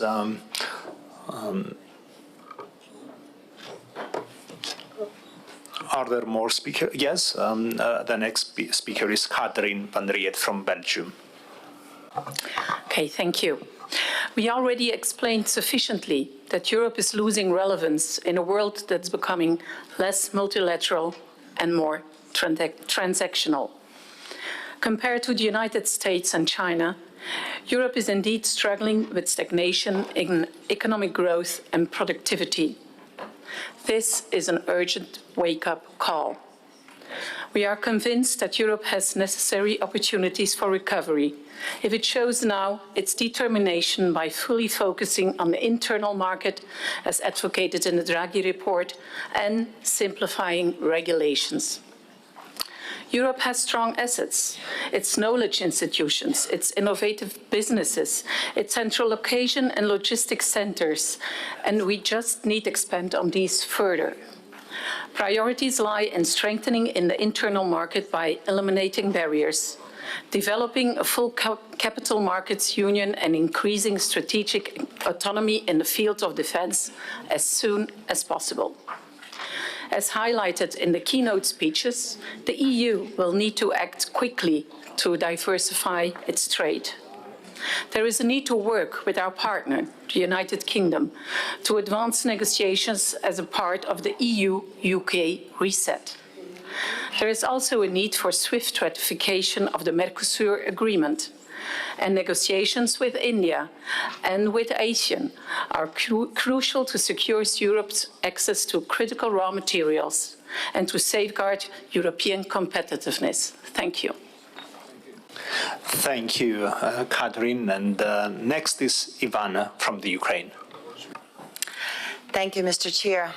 Dear colleagues, definitely new risks are arising and materializing, and allies of Europe are creating unexpected concerns that require our common response. But I, for obvious reasons, would like to focus on one of the geopolitical challenges, which is the Russian war of aggression against Ukraine, which is ending its 12th year. It's the full-scale invasion that is ending its 4th year. And definitely this geopolitical challenge has tested our unity, has tested our resolve and capacity. But yes, yet it also reminded us that why Europe does exist, to safeguard peace, to safeguard freedom, sovereignty and democracy. Ukraine is fighting for those values and for its European choice on different battlefields, through heroism of our military on the front line, through resilience, incredible resilience of our citizens in the residential buildings without heat, without electricity, without water, through actually transforming the country in this fight for survival as well. We are very grateful for all the adamant response of the European Union to this Ukrainian choice. But again and again, I would like to remind here that this is too early to take a break and to relax. I'm asking you for additional investment, not a charity, into your own security through additional military support of Ukraine, political support of Ukraine, and pressure on Russian Federation. Our meeting today is happening when on the backdrop of something that is called the peace negotiations. And I think this is very misleading, and we need to keep our eyes wide open. Quite dangerous to think that the war, the end of the war, is around the corner. And this is somehow expected by many, but is not close to the reality, because we see the negotiating tactics of the Russian Federation that is bombarding us with massive attacks every other day, and that creates additional problems for Ukrainian citizens. So decisiveness and more systemic pressure on Russian Federation is definitely needed. More military support, including long-range missiles and including air defense equipment, are absolutely critical. We should not sink into Russian propaganda, and we should restore our common belief that we can win together, and we can ensure that Russia is experiencing strategic defeat. That requires unity, that requires dedication, that requires every single day actions and courage and determination. We together can make it, and that will bring a real peace deal, sustainable and lasting. Thank you. Thank you, Ivana, and I think we all know the gravity of your message. And we continue with Lord Ricketts. Thank you very much, Mr. Chairman. Well, it's an honour to speak after Madame Klimpusch, and yet another very powerful intervention, and I think we all admire the resilience and the courage of our Ukrainian colleagues. As she says, Putin has already suffered a strategic defeat, but we've got to keep with it to make sure that we get a lasting settlement. Mr. Chairman, this is my last COSAC. I'm handing over the chairmanship of the House of Lords European Committee shortly. I wanted to thank all colleagues for your cooperation, for inviting us to your meetings. I've been involved in foreign affairs for 50 years, and I've never known a time when there's so many simultaneous threats to our security, and I think they can be summarized by saying we're under attack militarily from Russia, economically from China, and now politically from the US. We have an overriding solidarity obligation towards Ukraine, as many colleagues have said, and also towards Denmark over Greenland. Prime Minister Starmer has taken a leading role with other European leaders in organizing support for Ukraine. Most recently, we committed with our French colleagues to deploying military forces to Ukraine once a ceasefire is in place. We have also been working hard to show solidarity with our Danish colleagues over Greenland. Of course, the US can achieve all its legitimate security interests in Greenland by working under the treaties they have and through NATO, and we must stay absolutely shoulder to shoulder with Denmark. My plea to colleagues as I leave COSAC is that we should make every effort to extend the sense of trust and confidence that I think has been built up between the UK and the European countries in the crisis areas to our negotiations on UK-EU agreements. And as our international situation unravels, it was disappointing to see that the negotiations for the UK to participate in the SAFE programme could not come to success. I think that's something that we need to review in the interest of our collective strategic strength. Thank you very much, Mr. Chairman. Thank you, Lord Ricketts, and let me say that your participation in the COSAC workings over the last few years was very significant. Your messages have always been useful, and I would also underline the need to maintain a very close strategic tie with the UK, whether it is within the European Union or not. And the last but not least for this session is Hans-Peter Portman from Switzerland. Thank you, Chair, and dear colleagues. A key priority of Swiss foreign policy is strengthening cooperation with European partners, improving crisis preparedness and protecting prosperity and security in a context of multiple shocks and challenges. Switzerland assumes responsibilities in multilateral frameworks. As a chair of the OSCE in 2026, my country will focus on dialogue, conflict prevention, and confidence building. Switzerland remains neutral, but neutrality does not mean indifference. It means also defending international law and promoting peace with the tools at our disposal. Also, Switzerland participates to efforts for European security and defense cooperation in practical ways. And Parliament has recently moved to ease certain provisions in the law on war material to allow more flexibility for exports under defined conditions. It is with great regards and I'm sure with great regrets, and I'm sure you are with me, that we must acknowledge that signatures have lost their value in international agreements. The only answer to this can be strong independence for the European continent and the greatest self-sufficiency within European nations. Mr. Chair, dear colleagues, allow me to share some words of sadness with you.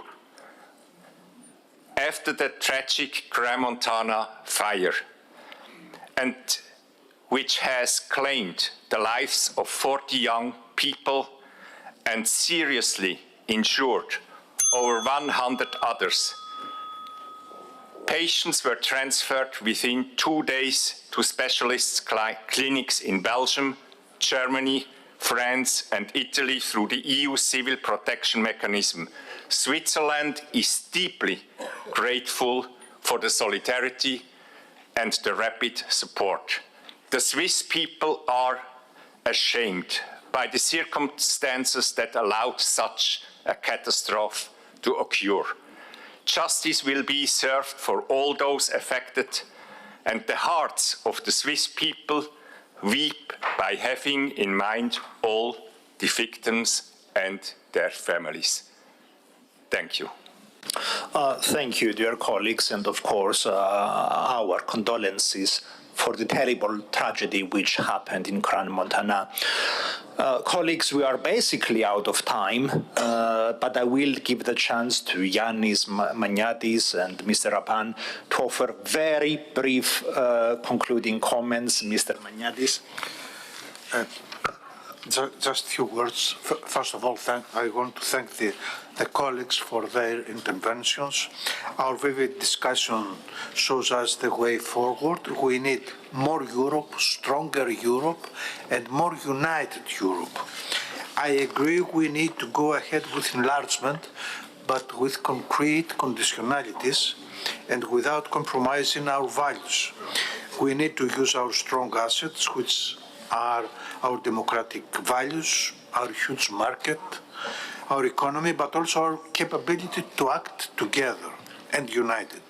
We need also to adapt to new developments, to be resilient, to be ready to protect our values and our borders from both conventional and hybrid threats. That means defense capabilities, ability to speak with one voice, energy independence, innovation and cohesion. I am sure that many smaller nations in the world these days must feel more insecure.